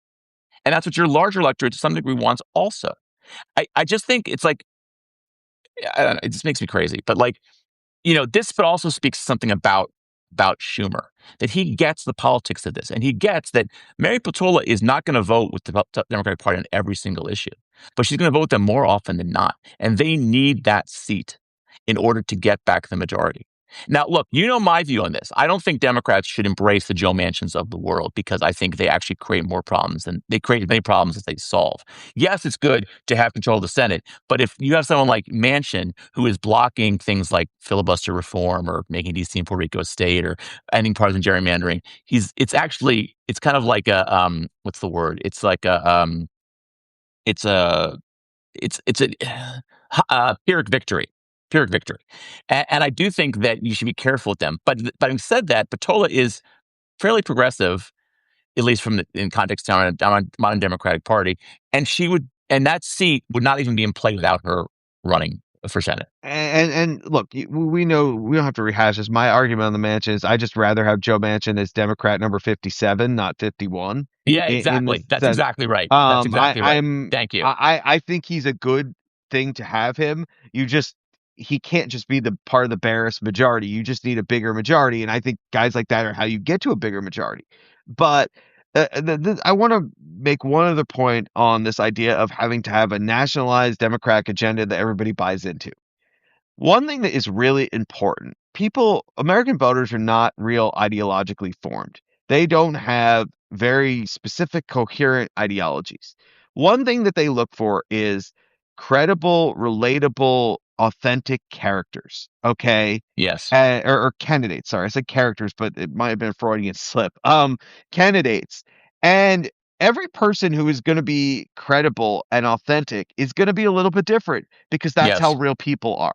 Yes. Okay. Mary Patola was out there talking about fish, faith, and family or something like that yesterday in her announcement video. Well, in the lower 49 states, nobody cares about fish. Like Right. Well, that's not going to I win mean, you. I I enjoy like fish. fish. I enjoy it. But I don't think that's a major political issue. But like, for example, just to provide an example, if you're running in Florida, you might be very, very conservative on everything other than coastal waterways and the environment and stuff because you're a state that's based on tourism and beaches and things like that. And that works in Florida. It's necessary in Florida. It might not matter in Oklahoma where Yeah. you're landlocked. And every place demands a different type of person, and you will see people who are really skilled, really authentic politicians win, even when they're ideologically maybe not in step. John Tester won 3 terms in That's right. Montana, That's right. in part because he had the gimmick. He was a farmer. He had lost fingers to a meat grinder. Yeah. He was authentic, and you can do that. And so to try to push everybody into the same box is lunacy. It's not going to I, win you seats. I also think it's funny that, like I mentioned, Ohio and Sherrod Brown, like the deciding to win, which is sort of similar kind of mindset, which is like basically an argument that Democrats should just adopt all these moderate positions, and the less liberal they are, the better they'll do. And they dinged Brown because he took too many votes that made him look like a liberal. And I'm like, that's not why he lost in Ohio. By the way, he Oh, overperformed in the yeah. 2024 against I think by 7.5 or 8 points. The problem was that the lean in Ohio is just become too No, it was Republican, actually more than that. I think it was like 9 or 10 points even. maybe But it was a lot. It was him it and was Tester are the significant. two biggest margins, and Gallego I think were the three of the biggest uh, gaps between Harris and And by the Syndicate. way, But let me did you say this on Brown. But Brown, like why is Brown successful in Ohio? Not because of how he's voted in the Senate, but because people see him as authentic. Because he is a guy who has not been afraid to shy away from somewhat liberal positions, especially on economic issues, on trade issues that go against, by the way, much Democratic Party, because that's what plays in Ohio, right? So, like, Democrats are not stupid. Like Matt Iglesias and all these other folks who never worked in a campaign in their life, who then tell politicians, like, these guys know more than you do about how to run for political office. and I was going to say, Sherrod Brown is fiercely against free trade. I support free trade. I support Sherrod Brown because he represents Ohio, and that's a position that you need to take in Ohio. Yes. And Yes. realistically speaking, again, there are two Democrats who have won statewide elections, with the exception of the 2006 wave election. There are two Democrats who have won statewide elections in Ohio, I think, since 1990. Sherrod Brown and Barack Obama. Or I'm Wow. sorry, since Clinton left office. Clinton No, obviously no, won no. in nine. Strickland governor. He won, didn't Right, right, he? right. But it was the 2006 they won everything, and then they lost everything right back in 2010, and Yeah. that was the only cycle. Since Clinton, since John Glenn, since people like that. I don't believe they, other than that one Ted Strickland term, they have not held the Ohio governorship since 1990. Uh, Wow. so that's Wow. one term in 36 years in Ohio. And so, like anybody who can win there, I will take because it's really hard place to win. The other thing, since you were taking a swing at Iglesias, that it dovetails. We ripped on him a few weeks ago for talking up Florida and Democrats trying to compete in Florida. So we just got fundraising numbers in the Florida governor's race for 2025 or for 2026. Yeah. Uh the leading candidate for Republican for governor, Byron Donalds, has raised $45 million. You want to guess how Wow. much David Jolly, the leading Democrat, has raised? 12 million. 3 million. Wow. Seriously? There are three Republicans. James Fishback, lieutenant governor, just declared has raised 950. It says. I don't know if that's supposed to be 1,000 or 950 total. He just declared the other day. Paul Renner, I think, is a right wing businessman, has raised 5.5 million. Jerry Demings, the Democrat, has raised 330,000. Jolly's raised 3 million, and Donald has raised $45 million. Wow. Wow. Th- I mean, This that's is why that's Democrats can't compete in Florida. It is a hugely expensive state. They have no fundraising base. It's unfortunate that they let things get to this point, but it's going to be a slow But build. by the To, way, this is something else too about these ridiculous things about like we should just compete everywhere. Okay, competing everywhere means you have to raise money. It means you have to have an infrastructure. It means you need to have candidates who have name recognition, especially since it's hard to raise money, so that are well known. Like I remember like was it Ezra Klein said, "Oh, we should run a pro-life Democrat in Arkansas." I'm like, okay, who's that going to be, Ezra? Who? Tell me, the Democrats won a statewide election recently in Arkansas, who is well known enough to actually be competitive, who won't have to raise tens of millions of dollars just to get their name out there. People know who they are. And by the way, in a state that Trump won by probably 20 points, these are just not viable options. I mean, But let's there's like maybe one human, and it's Mike Beebe, and he's 79 years old, the yeah, last Democratic governor.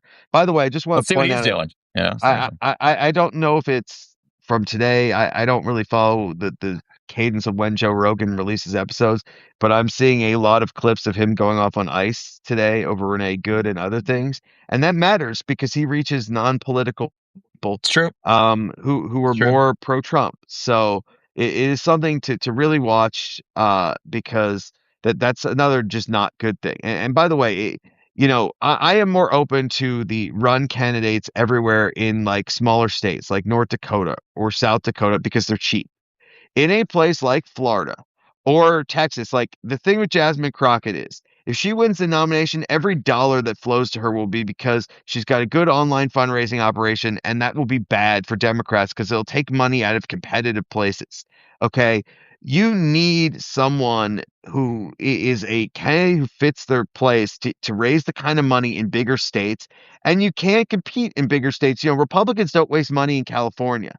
Elise Stefanik is not running in New York because she couldn't win. It's good win. It's really that simple. So let me just, And yeah. But to add that point, I think you made a great point before, a really great point, that the reason why you want to get someone like Potola elected is that you want to have enough Democrats where her vote doesn't matter. And what I mean by that is that you want to have 52, 53 Democrats, so you have some wiggle room to do stuff like major structural reform that you want to push, like getting rid of the filibuster, like making DC and Puerto Rico a state, like expanding the courts, right? If you've got 50 seats with Patola as the 50th, that's going to be hard to do. But if you got right, in 2028, when you have maybe a Democratic president, Democratic House, if you got 52 seats, 53, maybe you can do yeah, it. I mean, the reason why Manchin and Sinema mattered so much right, is because it was a 50-50 Senate in 2021. right. And I mean, you go back to the Obama years, and when you have 60 votes, you just have a lot more room to play with. There were several Democrats who voted against the nuking the filibuster on appellate judges and stuff, and it didn't matter because Didn't Harry Reid matter. had enough seats. That's the thing is you want enough seats. And by the way, I do disagree with you on one point. You said that you thought Democrats would win two of the four races with the big recruits. I Yeah. would say today I'd lean towards three of the four. They win What's either the third? Alaska or Ohio. Oh man. I don't Either know. or. I I don't know that. mean, I just kind of think, or let me go broader. I think of the pool of Ohio, Alaska, Texas, um, and Iowa. I think today, given the political climate, they probably go 1 for 4 in those 4 places. I, That's fine. That's so fine. my guess is they get to 50-50. I don't think it's a majority. I don't think that there's a good chance of them getting to a majority. I just think that in a bad political environment, these are states that are competitive enough that Democrats and the Democratic candidates are good enough that they should be able to go 1 for 4. To go back to Schumer for a second, the goal here is that um, you want to have, uh, okay, we talk about this in baseball. Like a good baseball manager can't win or lose games. All they can do is put their players in a position to win. So you want a manager who makes good decisions that creates the situation that the most likely, where that increase the most increases the odds that you can be successful. Doesn't mean you will be, but it means that you increase the possibility, and that's what Schumer has done. He's put Democrats in the best possible position to win. Now, if Maine voters choose Graham Plattner over Mills, that's not Schumer's fault. No, It's a disaster, but it's not Schumer's fault. All unless I'm saying, unless and Plattner wins, which I don't think well, he will. no, no, I But was gonna say unless Donald Trump gets his way and Susan Collins gets a primary look, by the challenge. way, Susan Collins might still drop out of that race. You I know, keep saying that he she attacked still her. hasn't officially declared. No, she hasn't. You're right. And on the Venezuelan war powers thing, she voted against Trump, and he called her and basically, Screamed at her. yeah, screamed at her. And I would not be shocked if Collins says, "I'm enough of this." And by the way, I'm just going to put this out there now. I am very struck by Lisa Murkowski's now almost routine criticism of Trump administration. She criticized them on Minnesota. She criticized them on Venezuela. She criticized them on Powell. I'm just putting this out here. I don't think it's outside the realm of possibility that Lisa Murkowski is a wild card. I don't know. She won't happen while Trump is president. She's up in 28, right? She's up in 28, and she's Yeah. probably going to have a primary challenge, or they have a top four system from Mike Dunleavy, the outgoing Republican Right. governor. Lisa Murkowski's an odd figure because yesterday she instantly endorsed Dan Sullivan, which is significant because she had endorsed Mary Patola last couple of races because they've known each other for years and are friendly. But she's something of an enigma in that her argument for Sullivan is we have to hold the majority. Um, and Hmm. yet at moments she flirts with switching parties as a routine basis. But the thing is, in a 50-50 Senate, Lisa Murkowski controls the Senate. She She could if she wanted to. She could. But then Right. again, but don't forget for that to happen, um, she's not going to do it if Trump's president. She might do it. But I mean, she's not I'm going to not hand the Senate to the Democrats if Trump is I'm president. not even talking about that. I'm talking about if you have 50-50, Lisa Murkowski votes no against the judge loses. Lisa Murkowski says I'm not for a reconciliation bill if you have X or Y in it. That's it, it's dead. Um, she literally controls everything because she, just like Joe Manchin, becomes the 50th vote, Yeah, yeah, the crucial vote that lets JD Vance break the tie. Um, and she's just a very interesting figure. She's the last really true, like, total wild card, yeah. where she On follows the her Republican on conscience. the Republican side. And with the Collins thing, it's worth noting the last time a Maine senator retired abruptly, Olympia Snow, it was late in the cycle because Yeah, she got sick of the right wing Republicans and what they were doing. And she was relatively young. That was 2012, and she's I think she's in her 80s now, but she retired, and it immediately became a blue seat. So Trump is doing these defeatist things. I wanted to bring up before we go, because I forgot last week, Colorado, a place yeah, yeah. where You love this I story. talked about that to my subscribers the other day. So subscribe. Truth and Consequences, The World According to Brian. You get interesting things Yes. on a regular basis. In Colorado, Trump has basically declared war on Colorado. And he's declared war on Colorado, most people think, because of Tina Peters. She is a right wing elections clerk who tried to tamper with machines, and a Republican district attorney prosecuted her and put her in jail. And Trump gave her a pardon last month, not understanding that there's one major problem with that, which is he can't pardon her for state crimes. Yeah. His pardon power does not apply. And so what he's tried to do since then is punish Colorado politicians and Colorado because he wants the governor, Democratic Governor Jared Polis, who's done some stupid things recently. He was pro RFK Jr. and a couple of other things. But he wants Polis to transfer her to federal custody so that he can pardon her.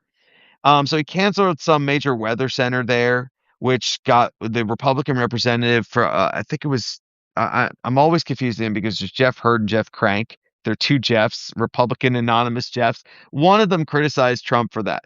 Then, right before Christmas, House and Senate unanimously passed a bill for clean water in Lauren Boebert's district. Now, Lauren Boebert is not what I would call a moderate. She's not what I call a sane Republican. She's not even what I call a conservative. She's a nut job, a Yeah, whack she's a job. nutshell. Okay. She issued the most scathing statement I've seen from somebody in that wing of the GOP about Trump, saying my voters didn't vote for this. I guess they didn't know they were voting to like poison their water or something like that. And then the House last week failed to override the veto. And this stuff matters because all four Republican, Colorado's a blue state, right? But because they have an independent map and because of the way the Democrats on the independent commission behaved the last time out, it's a 4-4 House map. But none of the four Republicans won by more than 13 points. Yeah, Okay. Which means that you start talking about a 8 to 10 point national swing. It would not take a whole heck of a lot of much in a blue state. And by the way, a blue state that defied the midterm trend 2022 and was even more blue. And it's yeah, one of those states that keeps moving 2022, 2024. It's getting bluer yeah, even in bad cycles. It wouldn't take much for all four of those Republicans to lose because Democrats have well-financed candidates in all four of those races. Okay.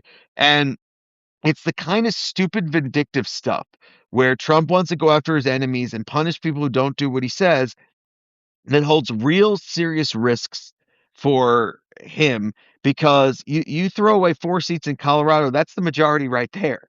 That's yeah, it, yeah, literally. Forget the rest of the country. Right there, you've had it. And it also pushes Democrats towards a bigger wave. Michael, you just made this point about the Senate, but it matters in the House too. One reason that Mike Johnson is always catering to the right wing whack jobs is he's only got a 3 seat majority. He yeah, can't afford to lose their votes.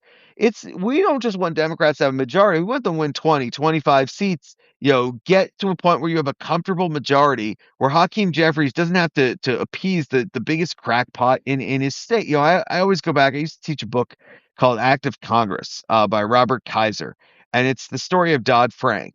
And that bill ends up having a bunch of esoteric stuff that isn't very good because Russ Feingold and Maria Cantwell were being balky about it and wouldn't vote for certain things, and they had to get Republican votes. And you end up when you need those last couple of votes in the House or the Senate, you end up catering to those people and their yeah, whims. yeah, And so the bigger the majority, the better. So Trump could well cost them CT. He called all 5 senators who voted for the War Powers Act thing and screamed at them, threatened them. That's yeah. not a very smart strategy. And it's the kind of thing he does routinely, and it could blow up in his face Uh, politically. Let me add on Colorado. I saw today that Tony, what's his name? Tocopel? Is that his name? The new CBS News guy. Yes, to He Copel, interviewed he interviewed Trump. Polis, yeah, and he asked him about Oh, he asked Polis oh about God, that story. the pardon of what is her name again? Tina Peters. Tina Peters. I Um, mean, and the thing that and Polis left the door open, and I gotta say this is gonna be a controversial statement. She's like in her 70s. she's She got a 70. 9-year jail term. I don't know. I don't think 70-year-olds should go to jail. I mean, or should be in jail for 9 years. I would have no problem if he pardoned her, but I think the problem is it's harder to do with the pressure. But it wouldn't shock me if Polis is like, "This isn't worth it," and just She pardon was her. convicted 7 out of 10 I charges know. by a I know. Republican DA. I know. Um, I know. and, I'm and just look, if you I want to say you want to this is commute a this general to position I house have that I arrest, think we put people in jail for too long in this country. That's a general I would position that I I have. would say this. I think for anything other than trying to tamper with elections, I tend to agree with you that locking up senior citizens is a waste of taxpayer money. Yeah. Um, I think that everything that we show, every bit of information that we have, is that most violent crime, especially, is committed by young men, Yeah. and that they age out of this. So Because as we said earlier, men, we're the men, worst. I'm sorry to the women out there. We We suck. apologize, We suck. but um, you know, and look, Polis has to look out for what's good for his whole state. If Trump is really going to do all this stuff, it's absolutely wrong. It's an abuse of power. It's, in my view, impeachable.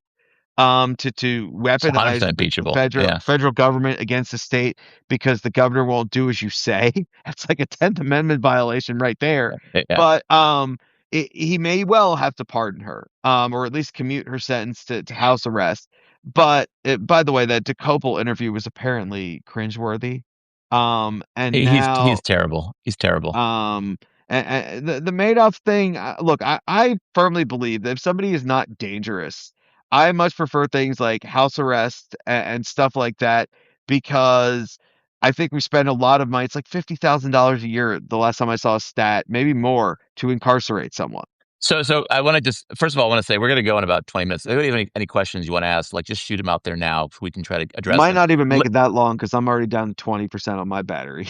Okay, there you go. Okay, I'm down at 27. So Lynn Muster says the defendant is young and healthy. It's prison. What do you think about Madoff? His sentence was more than 100 years. Madoff, he falls into the extreme category because of the nature of his crime. He should have rotted in prison for the rest of his life, which he did. I actually don't think people who are young and healthy should get prison unless they commit like violent crimes. I have a very maybe idiosyncratic view about this, but I think people should not be subjected to life sentences. I think the Europeans are much better at this. They don't generally give life sentences. They don't let people out for 20 years or less. I think that we've turned prison into punishment rather than rehabilitation, and I don't think that's a good idea. I mean, there are people who commit violent crimes who should be in jail because they're a threat to the people around them, but I think by and large, we send people to jail for too long. We don't give them a chance to rehabilitate themselves, and we should. And I think that would make a better society. That's just my view. I disagree ever so slightly in that I think there are certain chronic recidivists, people who Sure. commit Eh, violent crimes over and over and over again that need to be locked up and need to be locked up for a long But time but my because point they're is that those are dangerous. the exceptions, not the rule. And Right. I think most people. I think. Look, I'm not saying you should have a hard and fast rule, but I do think that uh, we should err on the side of forcing people to spend less time in prison, and we should focus more on rehabilitation and punishment. Carl says, I think death sentences, which I'm opposed to death penalty. So Um, my for a variety of reasons, but most I just think that it is implemented unfairly. I wanted to make one point really quick. I just saw again. If you have any other questions, please. I mean, actually, thinking we should do this again soon. We should let's do a whole AMA. People just ask us Yeah, anything. that's a good But idea. maybe we should think about maybe a Friday thing we could do. We'll talk about it offline. We'll let you guys know. One thing really quick I wanted to mention. I saw this poll out today from the YouGov poll I mentioned earlier that had uh, they asked people, do you support abolishing ICE? 43% oppose, 46% support. Now, I think that is a bit of a reaction to what we saw in Minnesota. I don't know how sustainable that number is, but I do think it speaks to something I said earlier, which is that um, Trump has royally fucked up on immigration because that number, if he had just handled this in a way that wasn't, you know, uh, so extreme with the deportations, I think you would see anything close to that. I wanted to say also something too. I'm looking at my Twitter feed. I have it on the background. There's just more and more video coming out of Minnesota of escalatory violence being committed by ICE agents. This is a powder keg, and I wrote this the other day. People are going to die. More people are going to die because Unfortunately, you cannot basically empower a paramilitary organization to act the way they're acting. And again, they're acting in ways that are contrary to the rule of law, contrary to good policing, right? They are. I mean, I posted a video a couple days ago, yesterday, or I don't remember what it was, about a guys at a gas station who are recording uh, ICE agents arresting somebody. Again, constitutional right to record what police are doing. And an ICE agent, tries to knock this guy's camera out of his hand. The guy pushes his hand away and he attacks him, wrestles him to the ground. About six agents just jump on top of him. That is the kind of stuff that is completely inappropriate. It's assault, frankly, and it shouldn't be happening. But we're seeing more and more examples of it. And I think what really needs to be said, and it's important, is that this is being instigated and escalated by this administration, and it's horrific. It's also politically toxic, and I think it's going to cause all kinds of problems. One other story I did see, which I think is also worth noting, you mentioned this earlier about the members of the DOJ who had resigned in over Minnesota. the fact in Minnesota because the DOJ is investigating Lee, Renee Good's wife, and they are not investigating Jonathan Ross, the man who shot and killed Leanne Good. Apparently now six Renee Good. Renee Renee Good. Good. What did I say? Renee You Gold? said Leanne. Oh God, what am I saying?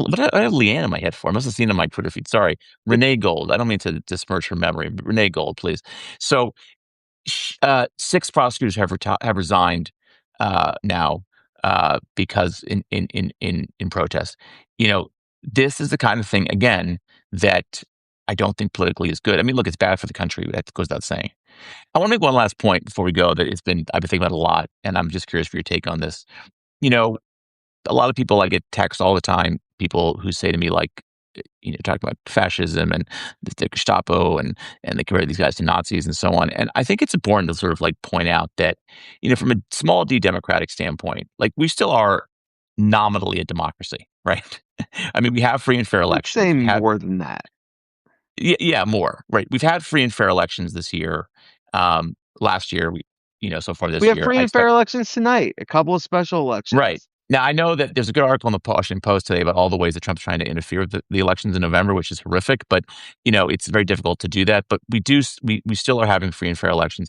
We still have a free press, even though we can make lots of criticisms of some members of the journalism trade, and certainly this administration has put pressure on media organizations. But we still have a free and fair press.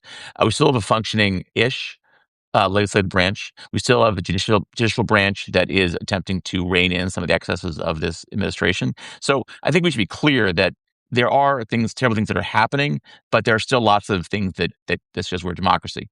However, I do think it is worth pointing out that what this administration has done as far as politicize the Department of Justice to weaponize it against its political rivals, that is not democratic. That is a hallmark of an authoritarian government.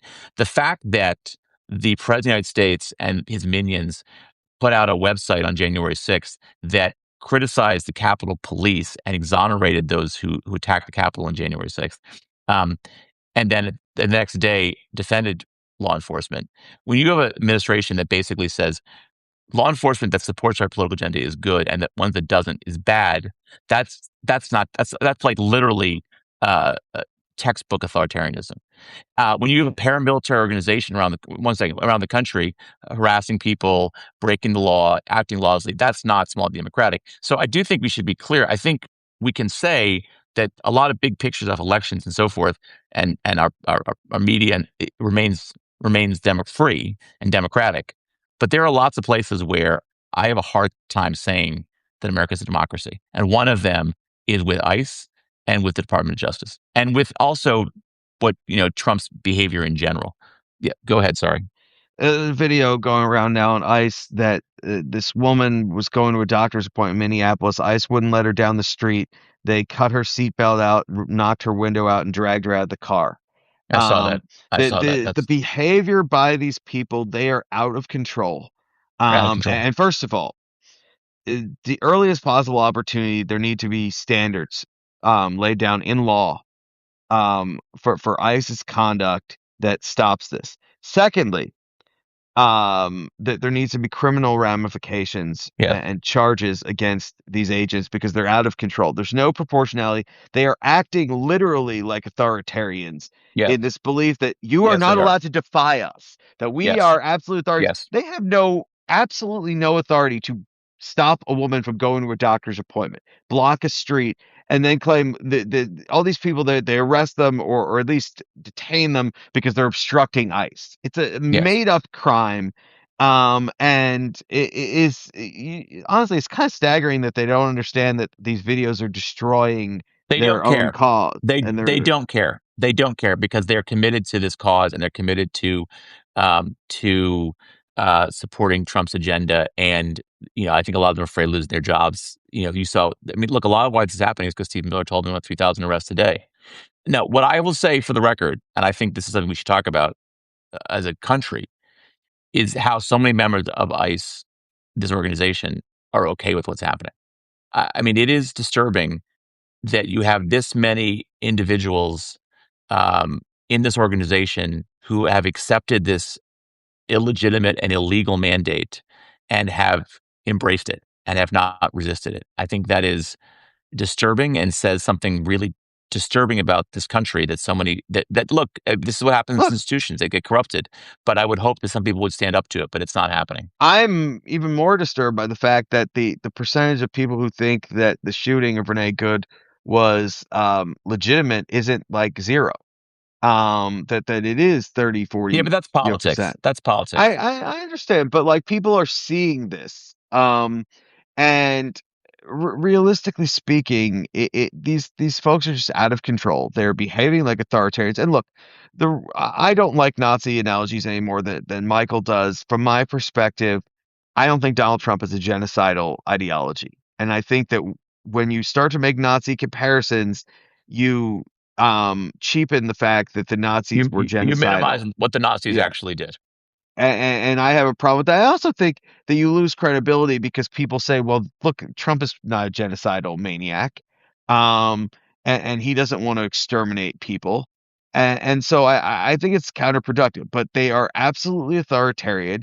And there is, because this is an administration where Donald Trump does not give a shit about following the law and treating people the way that citizens are supposed to be treated, these people are acting with impunity, these ICE agents, because they don't worry about ramifications. They should be worried about getting fired for acting this way, not the opposite. Yeah. And Michael is also 100% right. I can't stress this enough. Stephen Miller might be the literal worst person in the world. He is a truly deranged individual with so much hate in his heart. Um, and it was disturbing. He's a psychotic. I mean, he's a sociopath. I mean, I mean, whenever I see him on TV, he has poor impulse control. He is incredibly angry and aggressive and violent, and in his language, he's an incredibly dangerous person. yeah, He's also he's the worst. And when this is a show by two bearded Jews, he is the worst Jew in America. it's true. It used to be It's a ab competition between him and Kushner, but he's taken the lead by a long shot. Yeah, Kushner was at least responsible for some of the good things that Trump did. Yeah, he's so Um, fucking corrupt, that guy. But still, he absolutely is corrupt. But if I have to choose between the guy who's doing criminal justice reform and the guy who is rounding up people for yeah, having the wrong of skin course, of color, course. there's But a big difference. it's like choosing between like your worst fascist dictator. I mean, it's like it's not exactly what you want in a choice. Right. And I will say, since you brought up Kushner, Trump, they asked him about anti-Semitism. He condemned it. He said, "Look, my daughter's Jewish, Some of my my best friends are grandkids, Jews. some of my There you best go. friends." He said, you're never gonna find a more or less anti-Semitic person than me." Right. Well, but meanwhile, you had Tucker Carlson to the White House last week to By the way, intervene but with don't forget, Donald Trump CEOs. is the person that did have a racist bone in his body. It's So true. you know. So you know. Uh, Anyway, now Larry says the Nazis didn't start as genocidal maniacs, just things thugs, and they evolved what they became. I mean, yes and no. but I mean, but Hitler laid out exactly what his plans were. It wasn't like it was a big fucking mystery. I mean, you can read Mein Kampf and you can see that yourself. So I kind of disagree with that yeah, characterization. Hitler had an idea. Here's the fundamental difference. Yes, they were not initially having death camps, but Hitler had an ideology. Donald Trump is an ideologically empty vessel. Yeah, he is. He feels strongly about protectionism, restricting immigration, and uh, Donald Trump and self-aggrandizement. He doesn't have an ideology, and I think it's important to note that this is not someone who is coming at authoritarianism from an ideological perspective. He just has run a business where he is used to everyone saying yes sir because it's the Trump company and his name's on it, and so that's really what it comes down to. Stephen Miller, yeah, he has an ideology. He has things. But Trump has mocked his ideology privately on multiple occasions and has said we can't let him do what he wants to do. So I do think that there are limits as to what Trump will let him do. They're I not want to where just Michael take or I would put the limits, but right. there are some.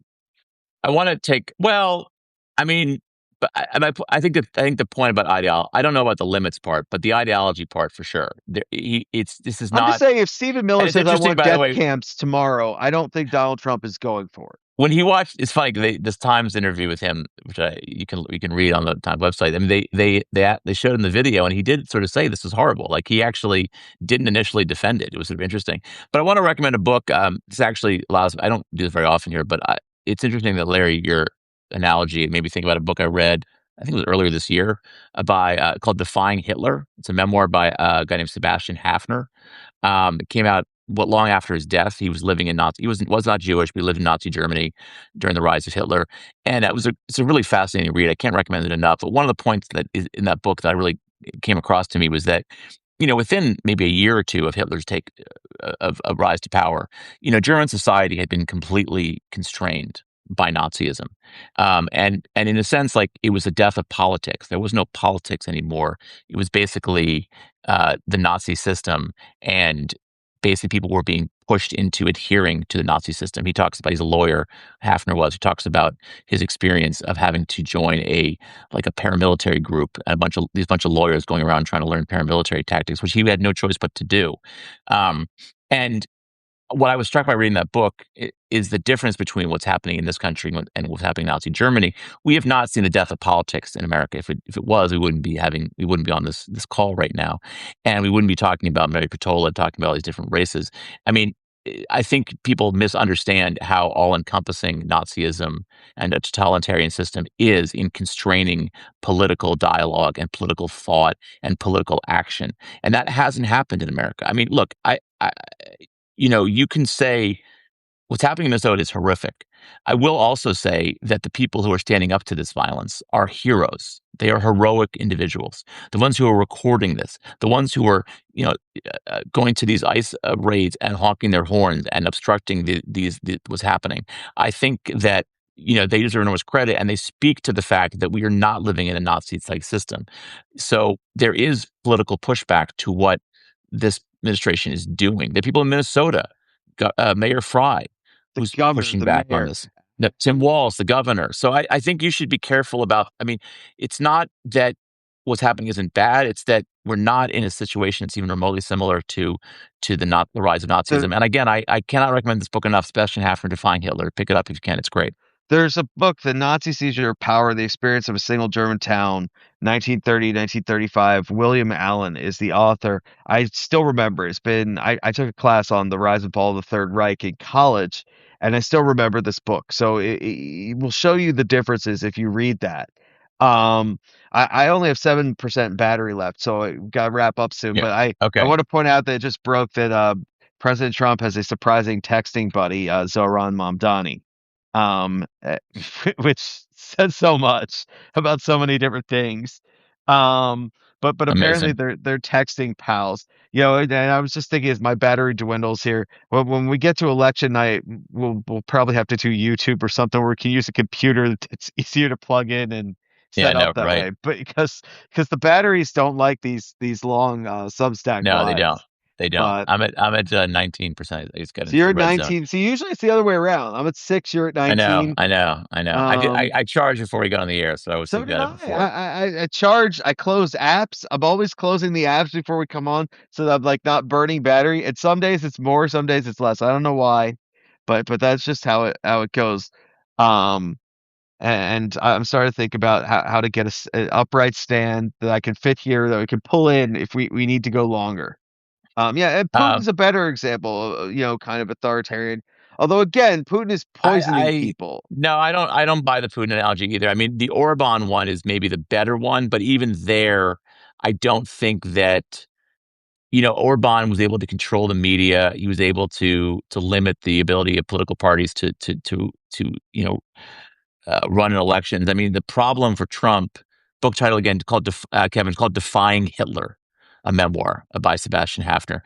Um, I think the problem, like, there's a good article in the Post about all the ways Trump's trying to interfere with the 2026 elections. And one of the problems is that it's hard to do because elections are not run by the federal government. They're run by states.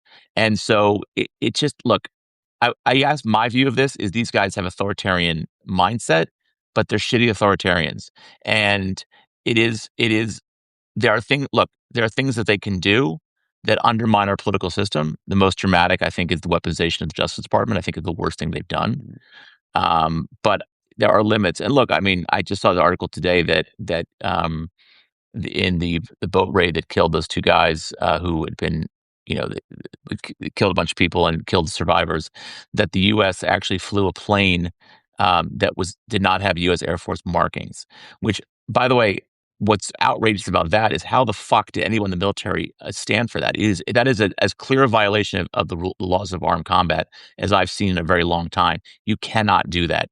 It is called perfidy, and it is banned by international law. And what's crazy about that is that you can blame Hegseth, who's a drunk and a schmuck, but someone in the U.S. military went along with this, and that is disturbing.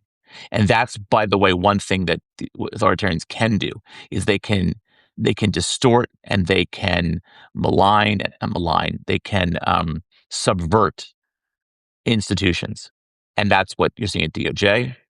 It's what you're seeing at the FBI, certainly. It's what and I worry you're seeing at the Pentagon as well. Yeah, All I right. agree with that. Just one last thing before we go. I mentioned the candidate running against Mike Turner, the Air Force veteran and nurse. Her name is Christina Knickerbocker. Since it came back into my Wow. feed, It's a I will fantastic point name. that at. Fantastic name, Fantastic name. fantastic background. So if Vote you're Knickerbocker. interested, yeah, vote Knickerbocker, right? Well, it's a great name. It's a great slogan. Um, But yeah, we'll leave you with that thought that I know yeah, things seem dark. It's been a tough week. very I tough know week. for Brian, it was the Eagles losing. For me, it was losing Bob Weir on Saturday. That's a hard one to swallow. I'm still recovering from that, and it's been tough for all of us who love the Grateful Dead to see God him bless the gone. Grateful Dead. God bless Grateful Dead, greatest American band, and it's not even close. Um, Oh, you can't say no, no, that's no. Look, whatever. Look, this isn't even a discussion point. You may not love the Dead, and that's fine. But when you talk about the greatest American bands, as far as like influence, as far as Springsteen. um, Springsteen. it's not a band. He's a singer. It's not a band. No, no, Band's a no, band, but we will no, no, talk about this no. next week. I Maybe just our this 10 isn't minutes a of question. It's not a non, question. They're the maybe greatest. The Dead. The Dead are our the greatest 10 American minutes of band. non-politics next week can be on this. Sure, sure. But it's been a tough week. The band is Band, great, but great band. Yeah. they did like what, 4 records. You can't Larry. And by the way, not even American. You can't like I'm talking about greatest American band. Greatest British band, of course, was the Beatles. Greatest Canadian band, I would go with the band. But and don't say Rush because they suck. The Dead. It's the greatest Michael is American blazing band. it. They've combined all the elements of American music, Americana, jazz, folk, rock, funk, you name it. They are the greatest. And whether you don't have to like them to acknowledge that. I mean, you don't have to like the Beatles to acknowledge the greatest band either. You can hate the Beatles, and people still recognize the greatest band of all time, most influential, most important band. But that notwithstanding, it's dark out there, but there are glimmers of light, and we should try to hold dear onto those and remember that this too shall pass. This too shall pass. And remember that next Wednesday when we come back, we're going to argue about this music point. So you have something to look forward to. I'm going to talk about Brian with Brian about this offline, but I kind of like the idea. I was supposed to go away on Friday for something for work, but it got rescheduled. So maybe we'll do something on Friday. We'll do like an AMA if people are interested. You're interested, hit the heart button really quickly if you're interested in that. We could do another thing on Friday. We just answer questions, or maybe we'll bring on a special guest or something. And if that's of interest to you, please, Yeah, let us know. if not this week, then Um, maybe next week. But we definitely we could start doing this at least some of the time if you're interested. okay, We see some sure. hearts. So There's a few. I'd like to see more. Lynn, thank you. Lynn. I know you'd be up for that. All right. yeah, Anyway, Brian, go charge your phone. Guys, thank you for joining us as always. If you haven't subscribed to The World According to Brian, do that right now. If you haven't there's the subscribed to Truth and consequences. Consequence, do that right now. And we will see you definitely next week, maybe sooner. Yeah, Whatever the case, stay strong, and we'll see you soon. Thanks for being take here. care. Bye bye.